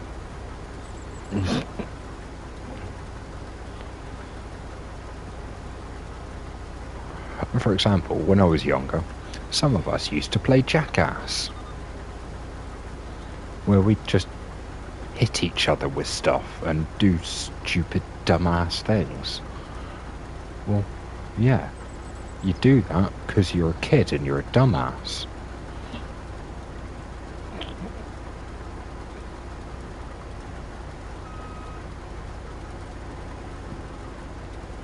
I mean, it's one of those. I am fully aware that I have been extremely lucky throughout my life, and I probably should have earned a Darwin Award on at least one occasion, possibly more. But I've got bloody lucky, and I'm still here. Doesn't mean I'm clever, just means I'm lucky.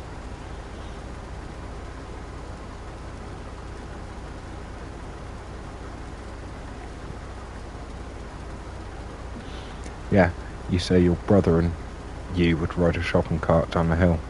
Kids, dumbass, yep. Yeah, it is.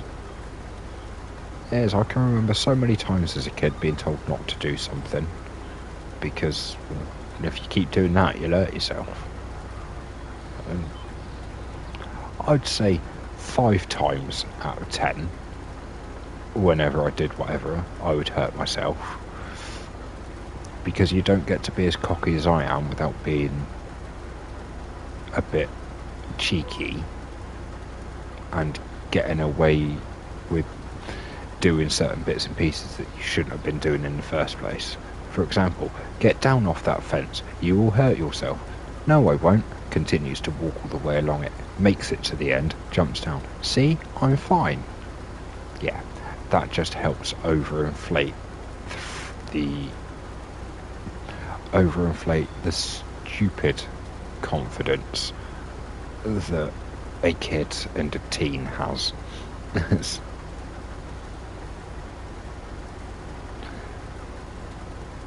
Yeah, you say you literally feel invincible as a kid.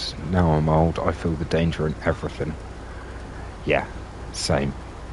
Absolutely the same. Absolutely. I had a couple of close calls with bits and pieces when I was younger, and as I say, I got a bit lucky. I'm very lucky to still be breathing. So it's one of those that my danger radar has always worked fairly well. I've always sort of picked up on when I should and shouldn't do things, and I can sort of see how badly things can go wrong before they go wrong. The wife really doesn't like me for it. We had an issue quite a while back so I won't go into details, but we had an issue quite a while back with someone, and I told my wife exactly how things were going to go with them and sort of bits and pieces in the future, and that's exactly how it went with them. I can see how people are going to react in certain situations because it's standard human nature.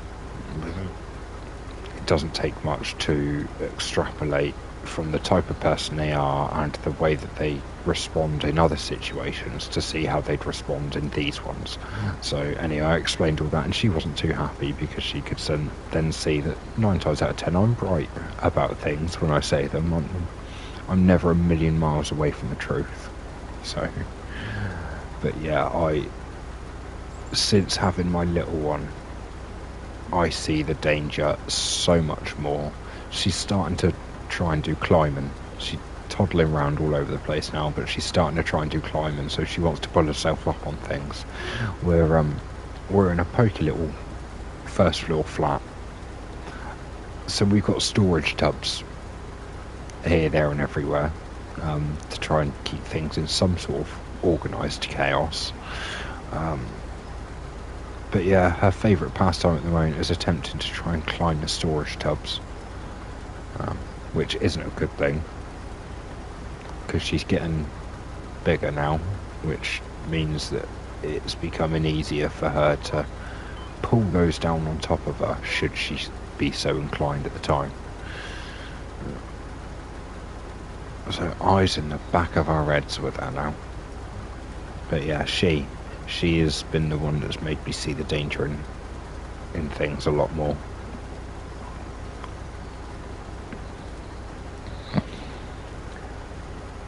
I don't like to toot my own horn, but I'm not an awful driver. I pay a lot of attention. But since having my little one, I've paid even more attention, and I've noticed that I've stopped doing things that I used to do. And it's even silly little things like I will do my best to not pull up right next to a lorry, especially if we're about to go around a corner. I won't pull up next to that lorry. I'll wait. I'll sit just behind its tail end and wait until the traffic starts moving so that I'm able to get around it in one fell swoop without... Right, it's a weird one, I know, but it's kind of bad. But a little while ago I saw a couple of videos and lorries going a bit too quick round corners, and they tip over and they take out the car that's next to it and completely flatten it and pancake the poor people. Yeah, not having that, not for me and little one, or my wife if she's in the car at the time as well. So it's one of those.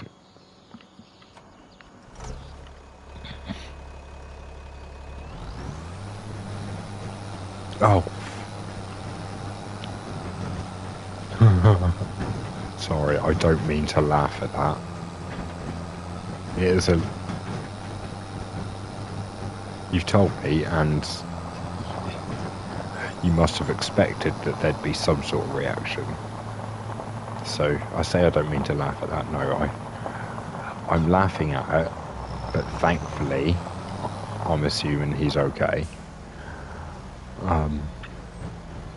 But yeah, I've just got to read this one out.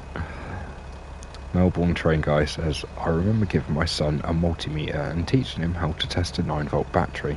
And about 10 minutes later, the RCD pops, and there he is with the probes in the main socket. You didn't teach him about not touching the probes together. The missus was not happy, but he was absolutely thrilled with himself. And you were just glad for the RCD. Yeah, I bet.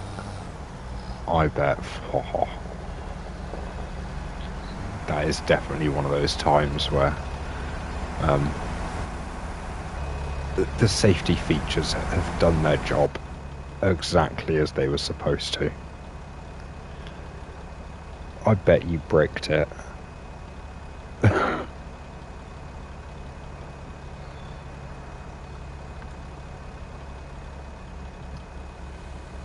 There you go, here's another one. I should have won a Darwin Award when I was a kid. You're talking about your son with that.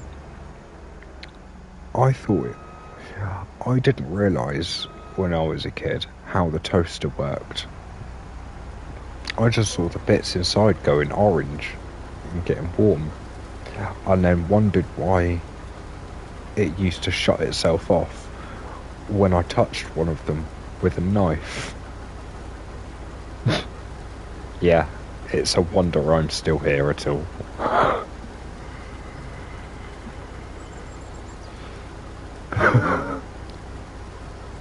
Yeah.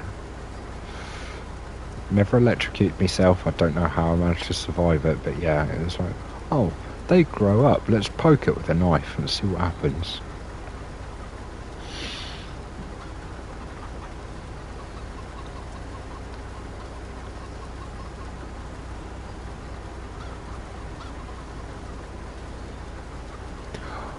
Yeah. What happens is the toaster gets angry at you and spits the bottom bit up and then knocks the knife out of your hand, which is kind of lucky.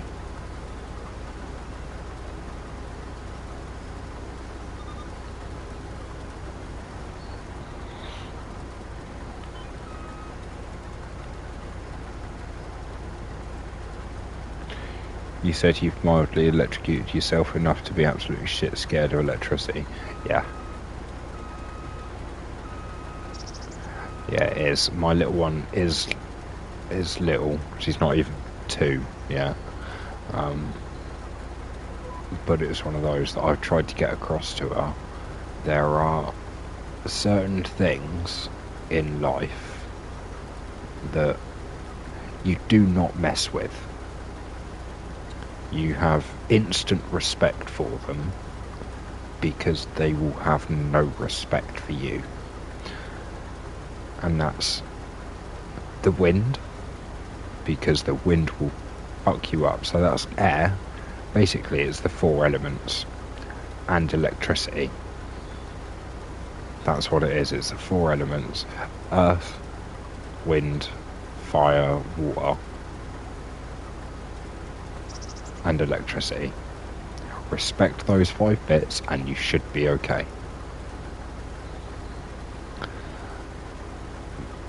But yeah, it's just one of those that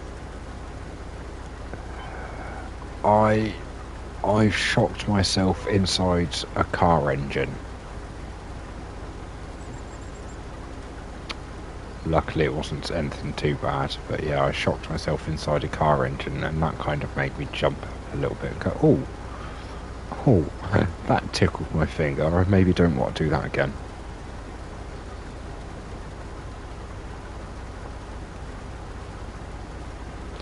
Yeah, excuse me French a minute ago, it's one of those that there are certain bits and pieces in life that will give you no warning, and yeah, the elements are one of those. So the elements deserve respect. They don't have to ask for it, they just get it.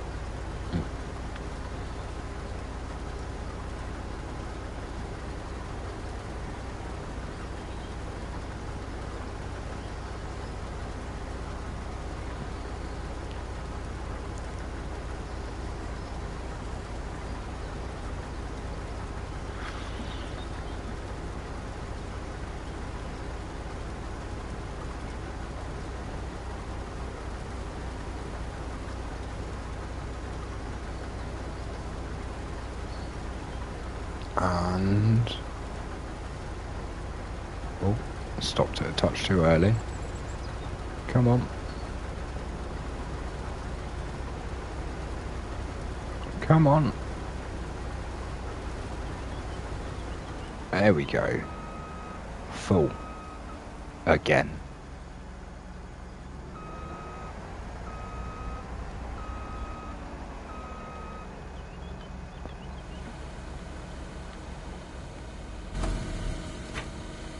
Turn that off entirely for a minute. I didn't mean to leave this one on, because that just wastes my fuel, which costs me lots of money. Well, doesn't cost me lots of money, thankfully. Everything does actually cost, so...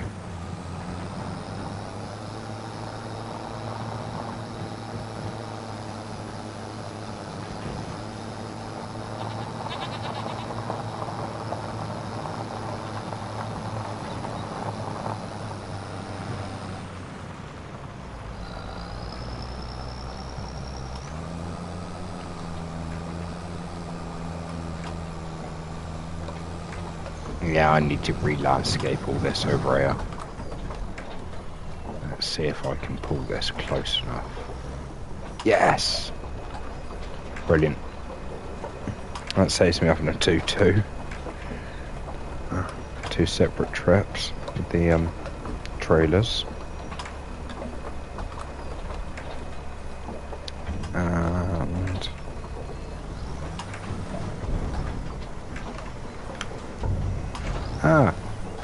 too far.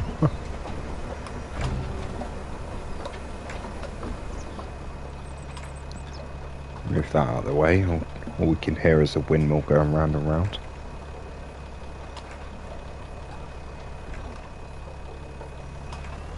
Okay. So there's 16,000 litres of oats.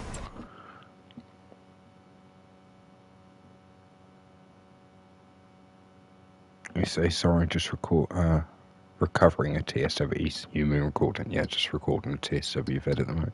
That's alright, that's no worries. Oat flour. Right. So we want to activate that.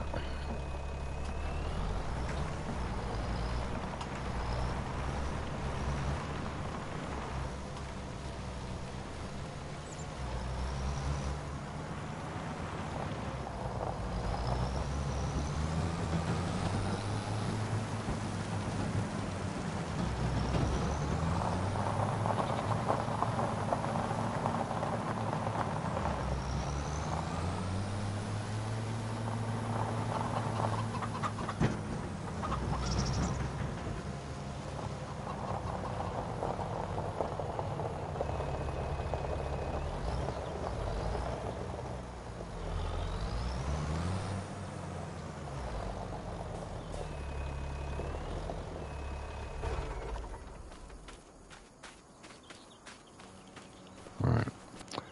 Done with the tractor, so jump back into here. Yeah, you say you're just recording a TSW vid. Which route you doing?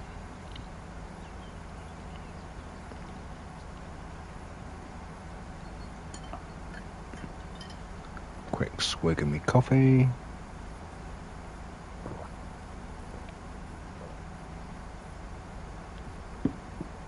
Oh, quick swig of me coffee, and then I realised, well, remembered no sugar.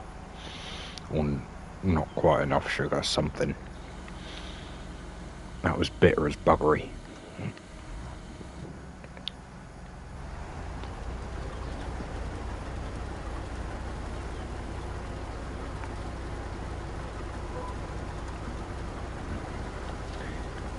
You say, got halfway to Stafford and realised you didn't turn your safeties on. Mild main line. Ah, that sucks. Especially if you're doing it for a video.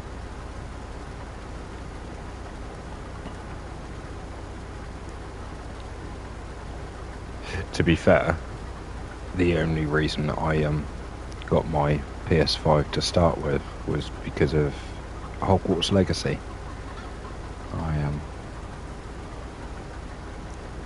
I wanted that fairly close to when it came out, with all the extras that they were giving away if you got it before a certain point, and I was like, yeah, I want all that stuff, because I'm quite a Potterhead, and it's one of those, I am fully aware that the world, the Harry Potter world and everything like that isn't real. I mean, I've been there and visited the place, but it's one of those that is not real. It's all based on fiction, which is absolutely fine. But it's that want to believe that there's something better, maybe.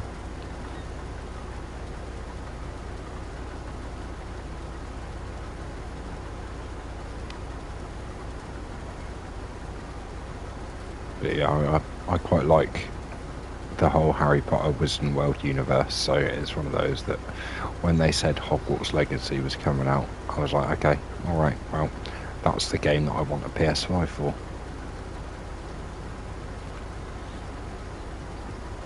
And it is a good game.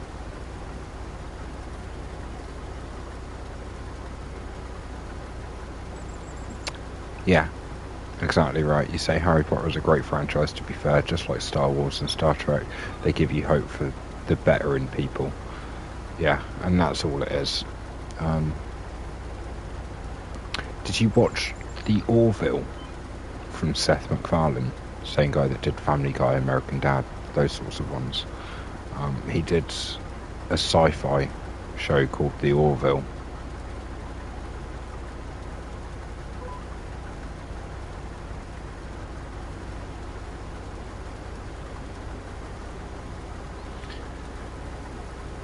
Yeah, you say you love stuff. Yeah, it's The Orville.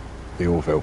He came out with a great line in that, and it's that people are allowed to have their own beliefs, and this paraphrasing now because I can't remember the exact quote off the top of my head, but people are allowed to have their own beliefs and ideals and things like that, but when everyone comes together to try and be something more than they are individually, you have to hold everyone to a universal code of ethics and standards. It can't be that one person gets to do one sort of thing because that's what they believe in, but everyone else can't do that because that's not part of what they believe in. It's like what we have in the UK at the moment, where it's kind of apparently a two-tier policing system. Luckily, I've not encountered any of that, and I don't want to get too political. That's not what any of this channel is about. I don't do politics. I mean, I do. I'm an adult and I use my power of voting to the best of my ability as a citizen who holds the power to vote but hasn't earned the power to vote. But that's going all Starship Troopers-y there.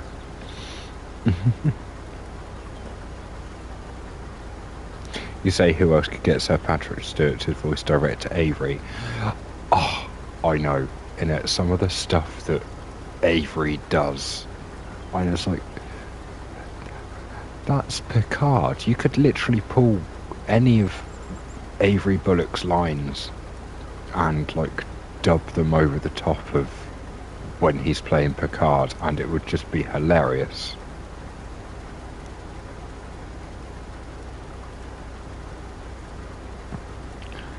You say they say similar things about politics and policing in Australia as well. You've just had a federal election over there, but you avoid politics where possible. Yep, absolutely.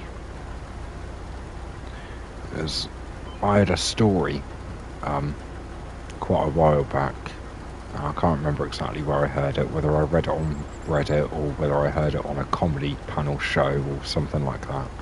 But there's either a town that does this and it chooses its mayor, or there's like a country somewhere that chooses its prime minister or something, but it's basically just like some sort of random lottery.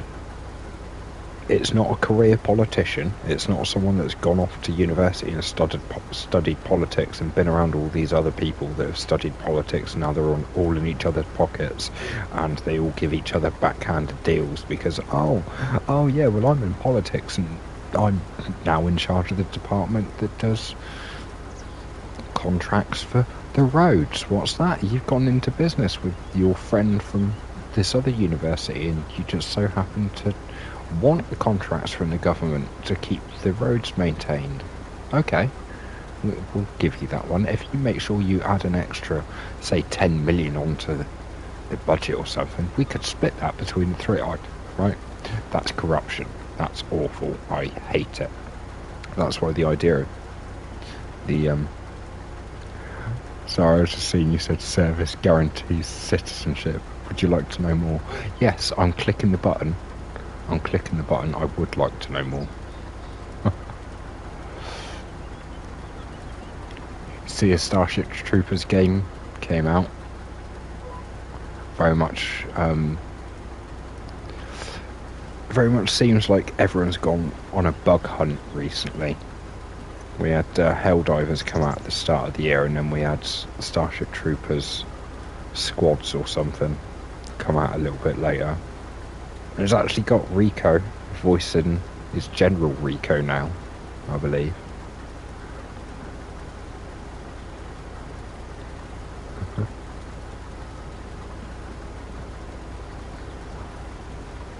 But yeah, that Helldivers, that's very much in the vein of Starship Troopers.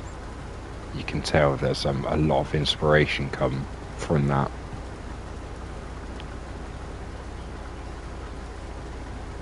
And it's a bloody good game. Fast-paced, hectic, but bloody good game.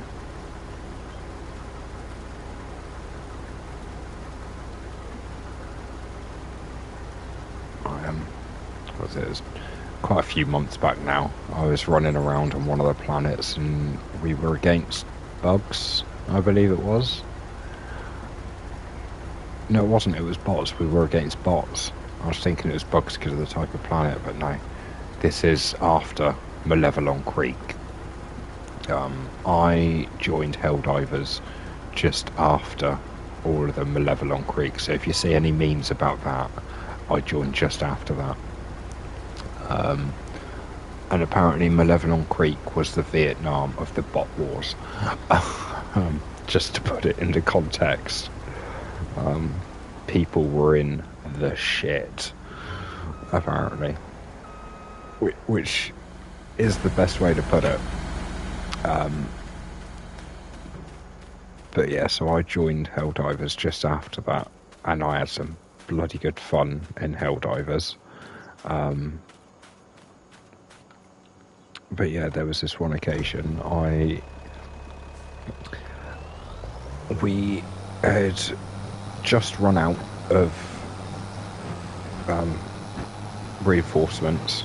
The reinforcement budget was at 0 and the timer was going down, and it turned out that, yeah, the reason there was 0 reinforcements is because I just used the last one being dropped back in. So yeah, the other 3 people that were with me in short order got unalived by killer robots. And then I was just running for like 2 minutes straight. I could hear him on voice chat as well, being like, we're stuffed, we're not going to do this, and everything. And I was just running for my life, diving sideways, give myself stim injections to keep my health up and my stamina going, just diving like a crazy mofo. And yeah, managed to stay alive until someone else dropped in, and an extra 30 seconds or so on top, and then I copped it again. But that was long enough. That's all we needed, because then they kept it going, and then they were able to stay alive long enough to drop someone, and we ended up all back in by the end of it, and we managed to extract without a problem. But yeah, there are it can get hectic at times. The bots are a nightmare, the bugs are a nightmare. I haven't fought any Illuminate yet. They've been around for a little while, but I've been off playing other games and stuff, so I've not fought any Illuminate yet. But from what I can remember from the little bit of Helldivers 1 I played, they're a bit of a nightmare.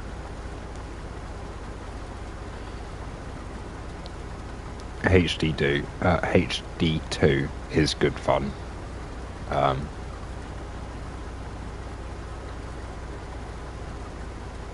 If you end up getting it and playing it at any point,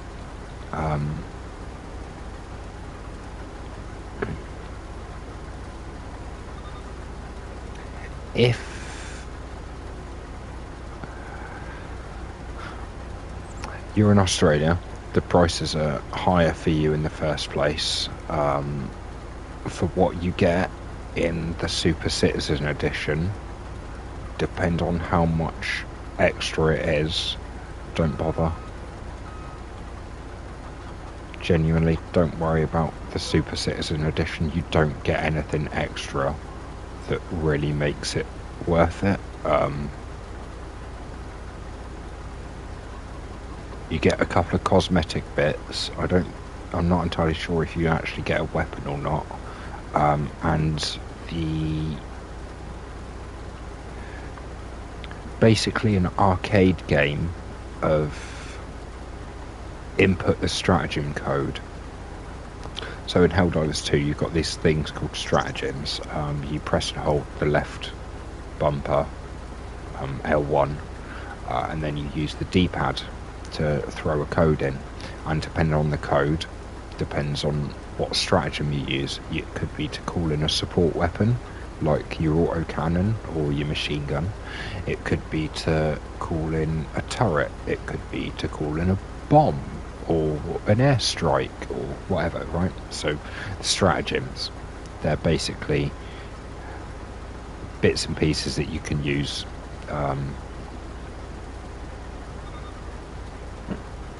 contextual items, basically. So there's no point using, as would be standard knowledge and whatever, there's no point using a turret in an area that you don't have any enemies. But there would be a lot of point using a turret if there are a lot of enemies. There would be a lot of point using the resupply stratagem if there are no enemies around, because brilliant, well, you can get a resupply for all your bits and pieces. It's got a Milsim feel, with the fact that if you fire one round out of your magazine and then reload, you throw that magazine away and all the rounds that were in it. So it makes you try and get out of the fire one bullet reload all the time, because if you do that, you're going to run out of ammo really quickly. But it is bloody good fun. Running around killing bugs is bloody good fun. Running around, you've got two games in one, basically. You've got Starship Troopers with all the satirical comedy that comes along with Starship Troopers, and then you've got basically you're fighting against Cyberdyne and Skynet in Terminator style against the bots and stuff. It's good fun, it really is. I don't have any footage of that uploaded or anything, unfortunately, but there's plenty of it out there. As I say, it is a bloody good game. It's good fun. I very much enjoy it.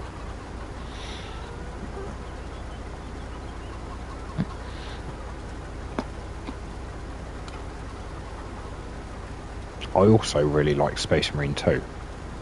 That's a bloody good game as well.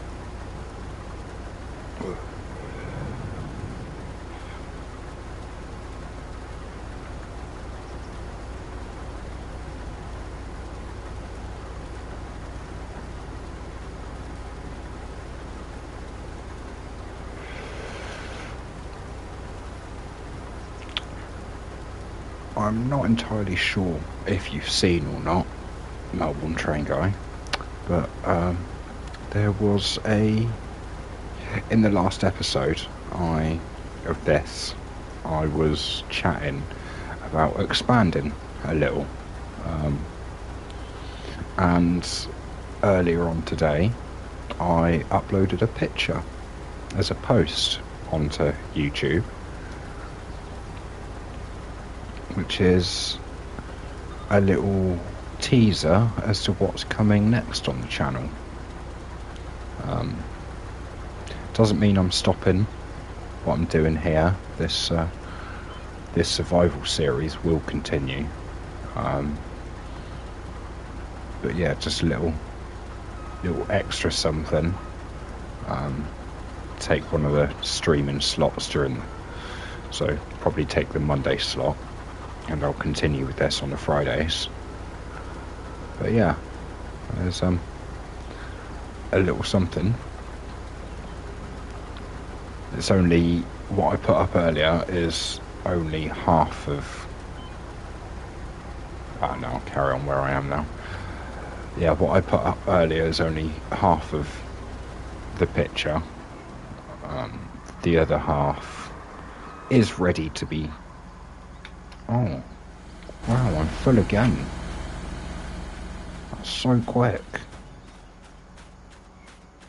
We've pulled off so many oats. I like it. We've already stuck 16,000 litres into the windmill.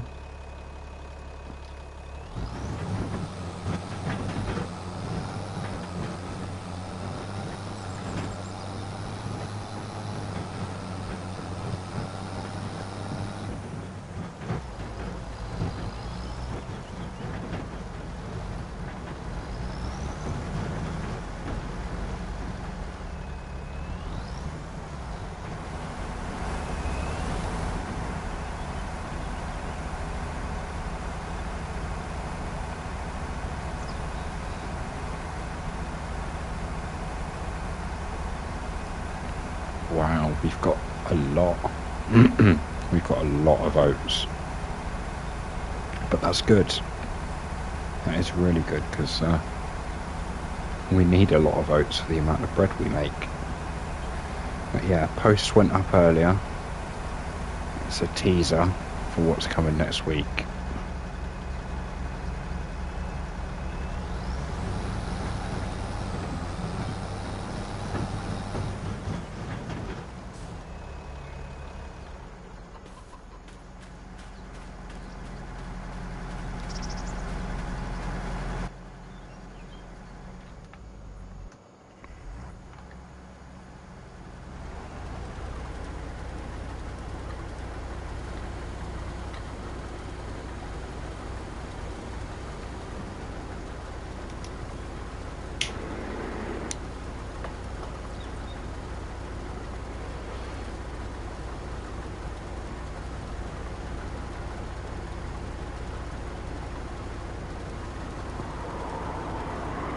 Okay, we turn around, we get this last bit, and that's this field done. Just pop that up a moment. There.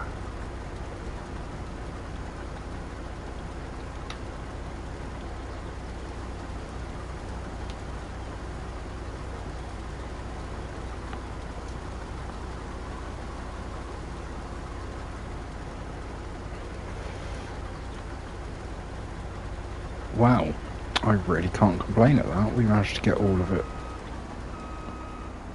it harvested.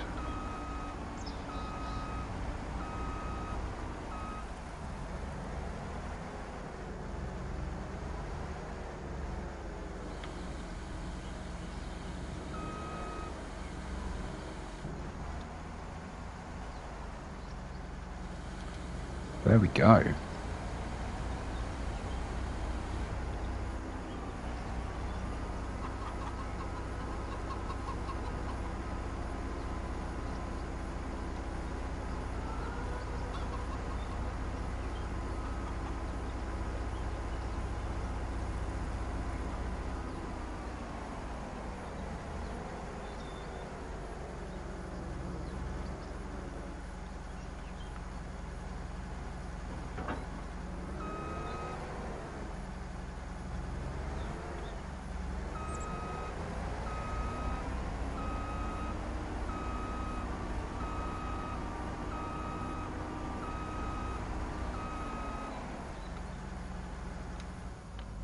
I'll turn that off a moment.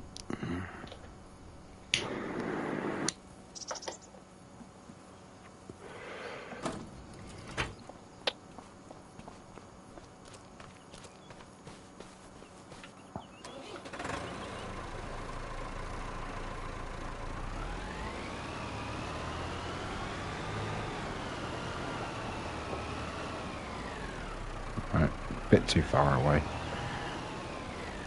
I'll tell you what, I'll just take it all the way up. I just wanted to have it far enough to be able to wash. Close enough to be able to wash it.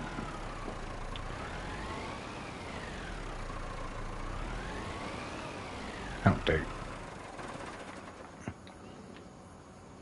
I don't like tabbing if I can help it, but I need to get all of this sorted. Right, so let's get these up. Let's get... I did not run over my chickens. That didn't happen.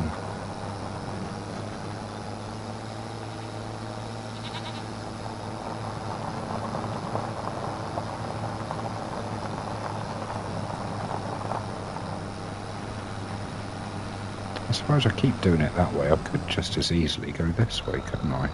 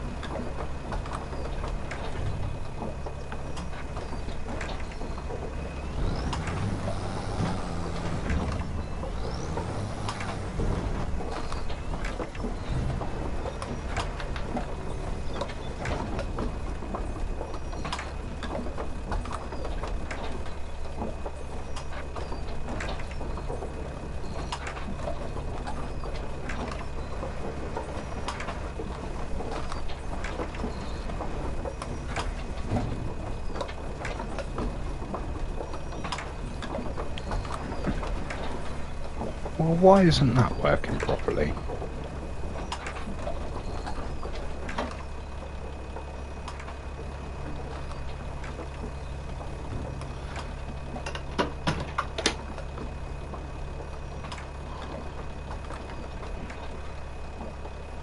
What's going on there?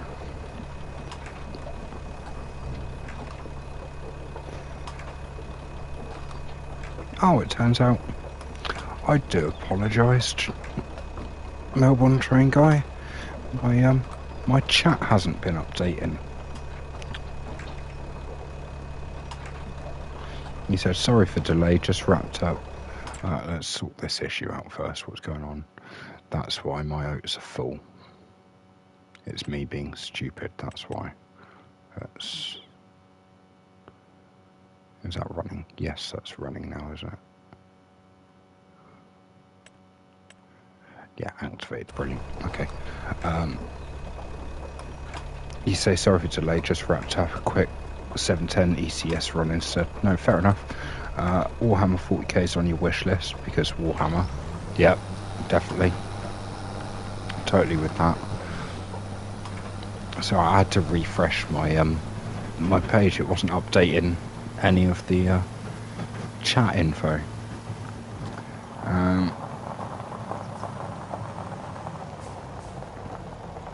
He said, if you end up getting any MP games, I'll leave a comment with my gamer tag in case I'd like to play sometime. Fair warning on trash at FPS games. Don't worry about it. Everyone's trash at SPS games. FPS is fine. It's that's what I was doing. This needs to go into here.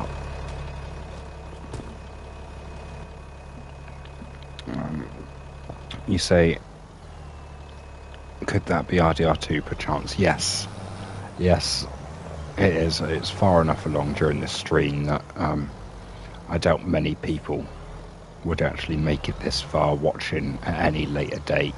So yeah, RDR2 next week. I'll be doing a whole playthrough.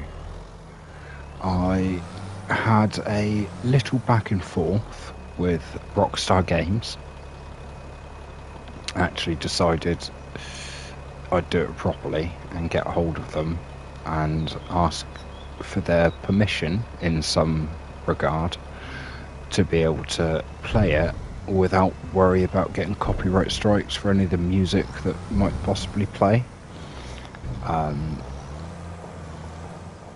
And I have to admit, I was a little... I like to do it, but I was a little cheeky with my request to them. Instead of just outright asking if I could do Red Dead or anything, I asked if I could do any of their games. So basically, as long as I don't take the mick and I don't just sit myself in front of a TV or leave myself sat there for a couple of hours with the radio playing in the background on GTA or something, I am basically free to stream and play any Rockstar games without worry of copyright strike, as long as I'm not, as I said, kind of being a dick about it, basically. So yeah, from next Monday, I'm going to be streaming a playthrough of Red Dead 2. Now, I've got the platinum on Red Dead 2 a long time ago, so yeah, you say very nice, that's dope as well. Yeah, I've made it sound really cool. No, I sent a message to Rockstar support and they linked me through to an article that basically states what you can and can't do, and the fact that they're happy for people to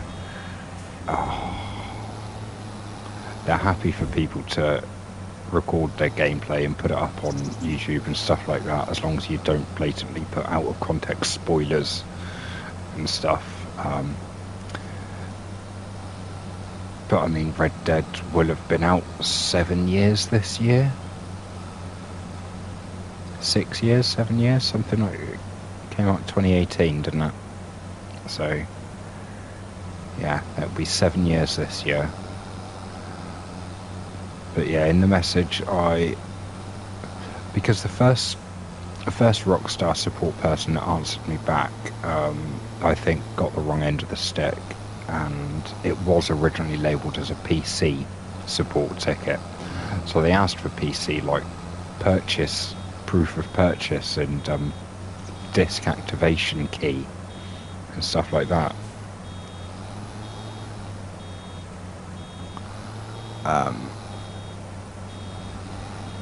But yeah, so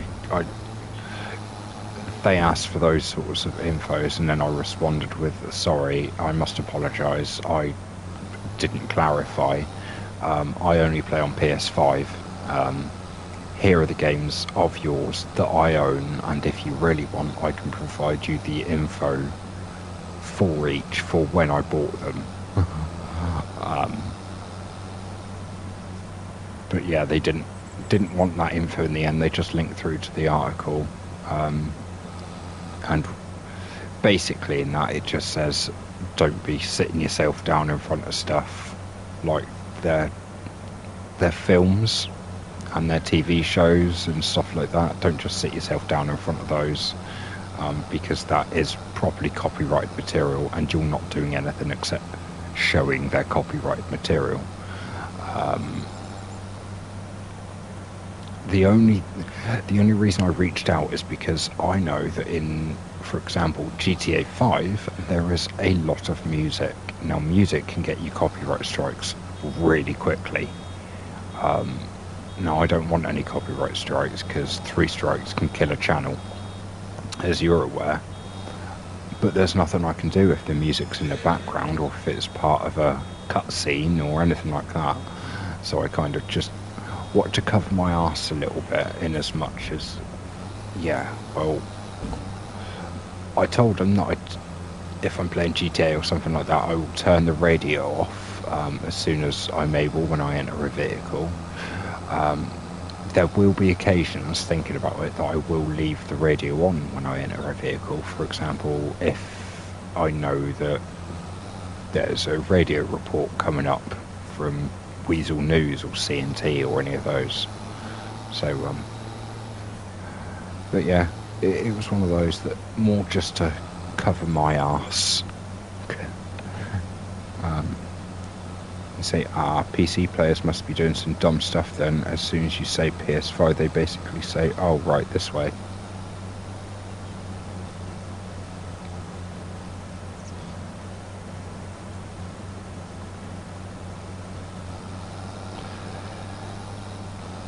Yeah, well, PC players are, I say PC players are bad for mods. No, back in the old 360 and PS3 days, they were bad for mods. Everyone and their dog had a mod menu back then. I can remember taking pictures on my phone of the 100% completion UFOs just being everywhere because people were spawning them in the middle of the open lobbies. Legion Square at one point, I remember Legion Square was just covered in them. You couldn't go anywhere around there without crashing into the shell of a UFO that you couldn't see until you flipped the camera around, because obviously textures in games. You'd say you had a chipped Xbox.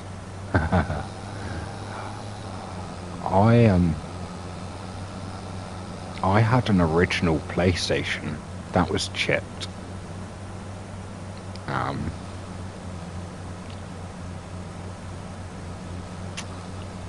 It was a family member that used to chip PlayStations, and they used to chip PlayStations for all their friends.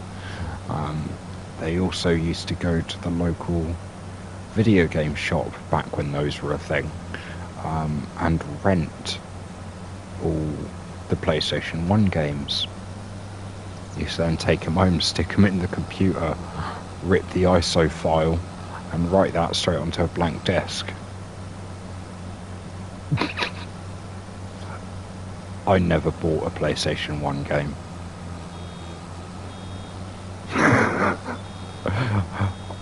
I played everything PlayStation had to offer. I never bought a single game.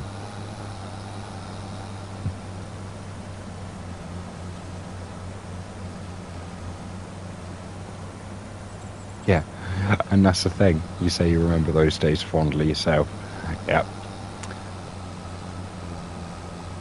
But now looking back on it, that individual that was doing it and anyone else that was doing it was technically doing nothing wrong. Because according to Ubisoft, we never owned the games in the first place. We owned a license to play the game.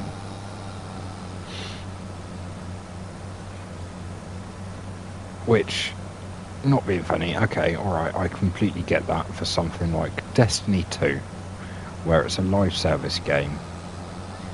And I feel dirty just saying the name, but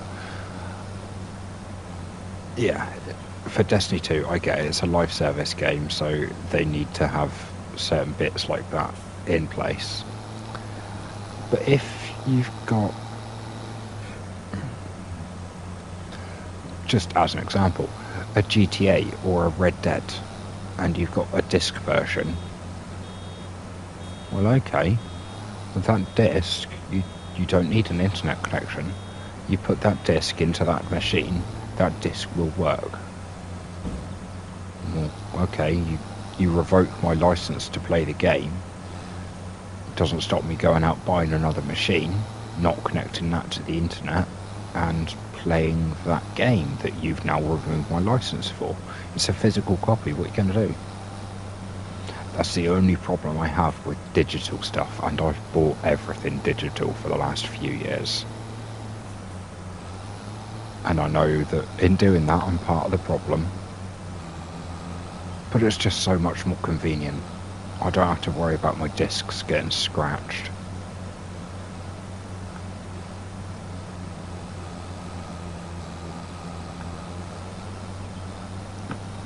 That's the exact point that a lot of people have made, is that if buying isn't owning, then downloading isn't theft. Yeah, that was exactly their point. They're like, yeah, well, piracy isn't stealing them. If we don't own it in the first place, well, then it's not stealing. But it's like things like Photoshop selling you like a yearly license. I don't know if they do anymore, to be fair. I'm going to shut me gob. I'm starting to speak about things that I actually have no knowledge of. Photoshop isn't anything that I've ever actually used. Oh, and just in case anyone else out there was watching at any point in the future and has queries about my art style for my thumbnails, AI is a wonderful thing. It really is. I can't draw. I can draw. I'd be able to draw rudimentary, like, pictures of whatever to get my point across. But I am not in any way, shape or form an artist. So all of my thumbnails, if they're not blatantly lifted from the game, they are all AI. No worries, buddy. If I don't see you, because I will be, yeah, we're almost at the 3-hour mark, so I will be finishing this fairly soon. But if I don't catch you before you get back, have a good one. You say you're going to get some lunch and get ready for work. Fair play. Fair play. It needs to be done. As I say, have a good one. And if I don't catch you before, then I'll see you next time, buddy. But yeah, glad to see you back on YouTube, and nice to know that your channel's back and I can start watching some trainee bits again. That's what I've been wanting. I actually kind of missed your channel when you disappeared, so yeah, enjoyed you being here, buddy. And thank you. Yeah, definitely catch you on the next one. The one at the end of the week will be with precision farming. And next Monday's stream is RDR2. So definitely pop round and see me for that if you're about. I'm not a bad gunslinger. It's the bullets that I have a problem with.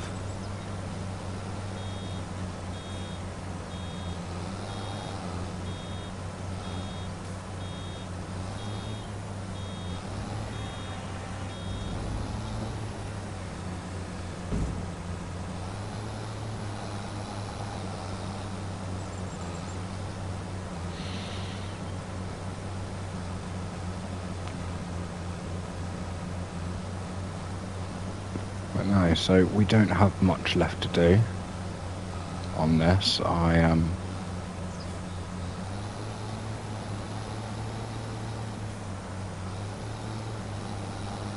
think we'll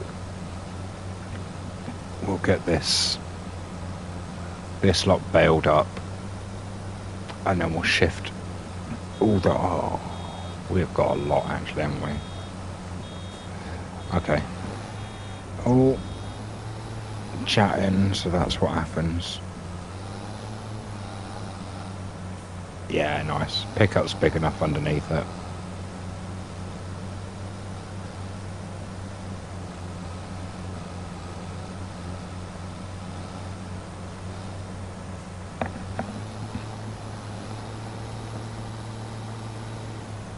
There we go.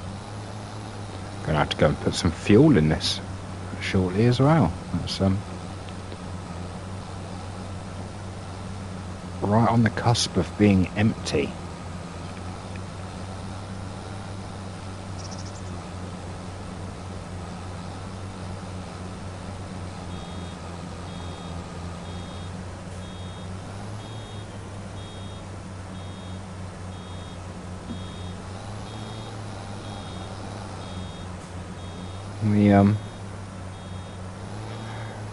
We have got a lot of this to do actually, and we are at the 3-hour mark.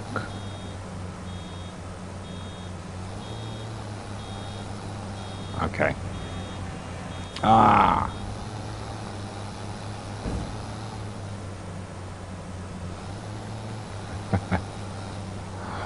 Always do it. Always do it. So, right, okay, I'll tell you what. What we'll do is we'll get this last bale done, because that should knock that round bale net down to 1 of 3. We'll go top that off and stick some fuel in this as well. And then I think we'll call it there for the evening. We've got everything harvested and got things back to... There we go, that. Got that little bit. Yeah, we got everything harvested and got things back to working. Because they hadn't been working for a little while because of where we had no products in them.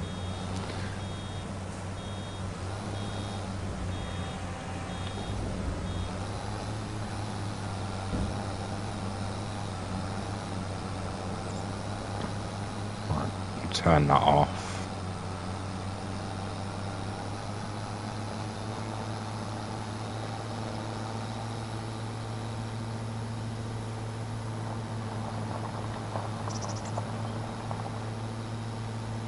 Throw some fuel in this.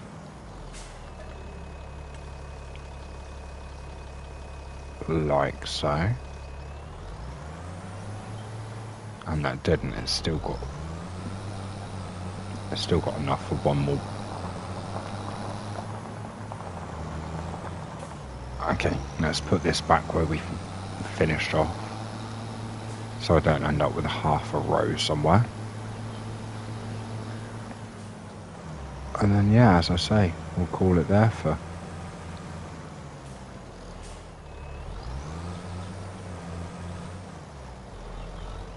There you go, shift you off to the side. And, awesome.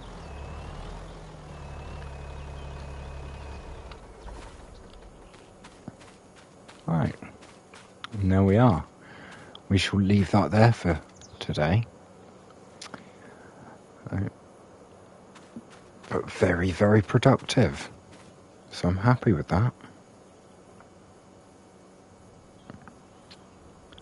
Thank you very much, guys, for joining me. This was episode 35, and we're done with the harvest. Next episode, we shall we'll get the rest of this.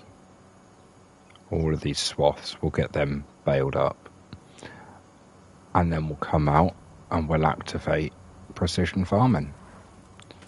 But thank you very much for joining me, and hopefully I'll catch you next time. If you want to leave a like and do this whole subscribey thing, then please do. Leave any comments down below and I'll quite happily respond. But until the next time, have a good one, guys. Happy farming, happy gaming. Cheers.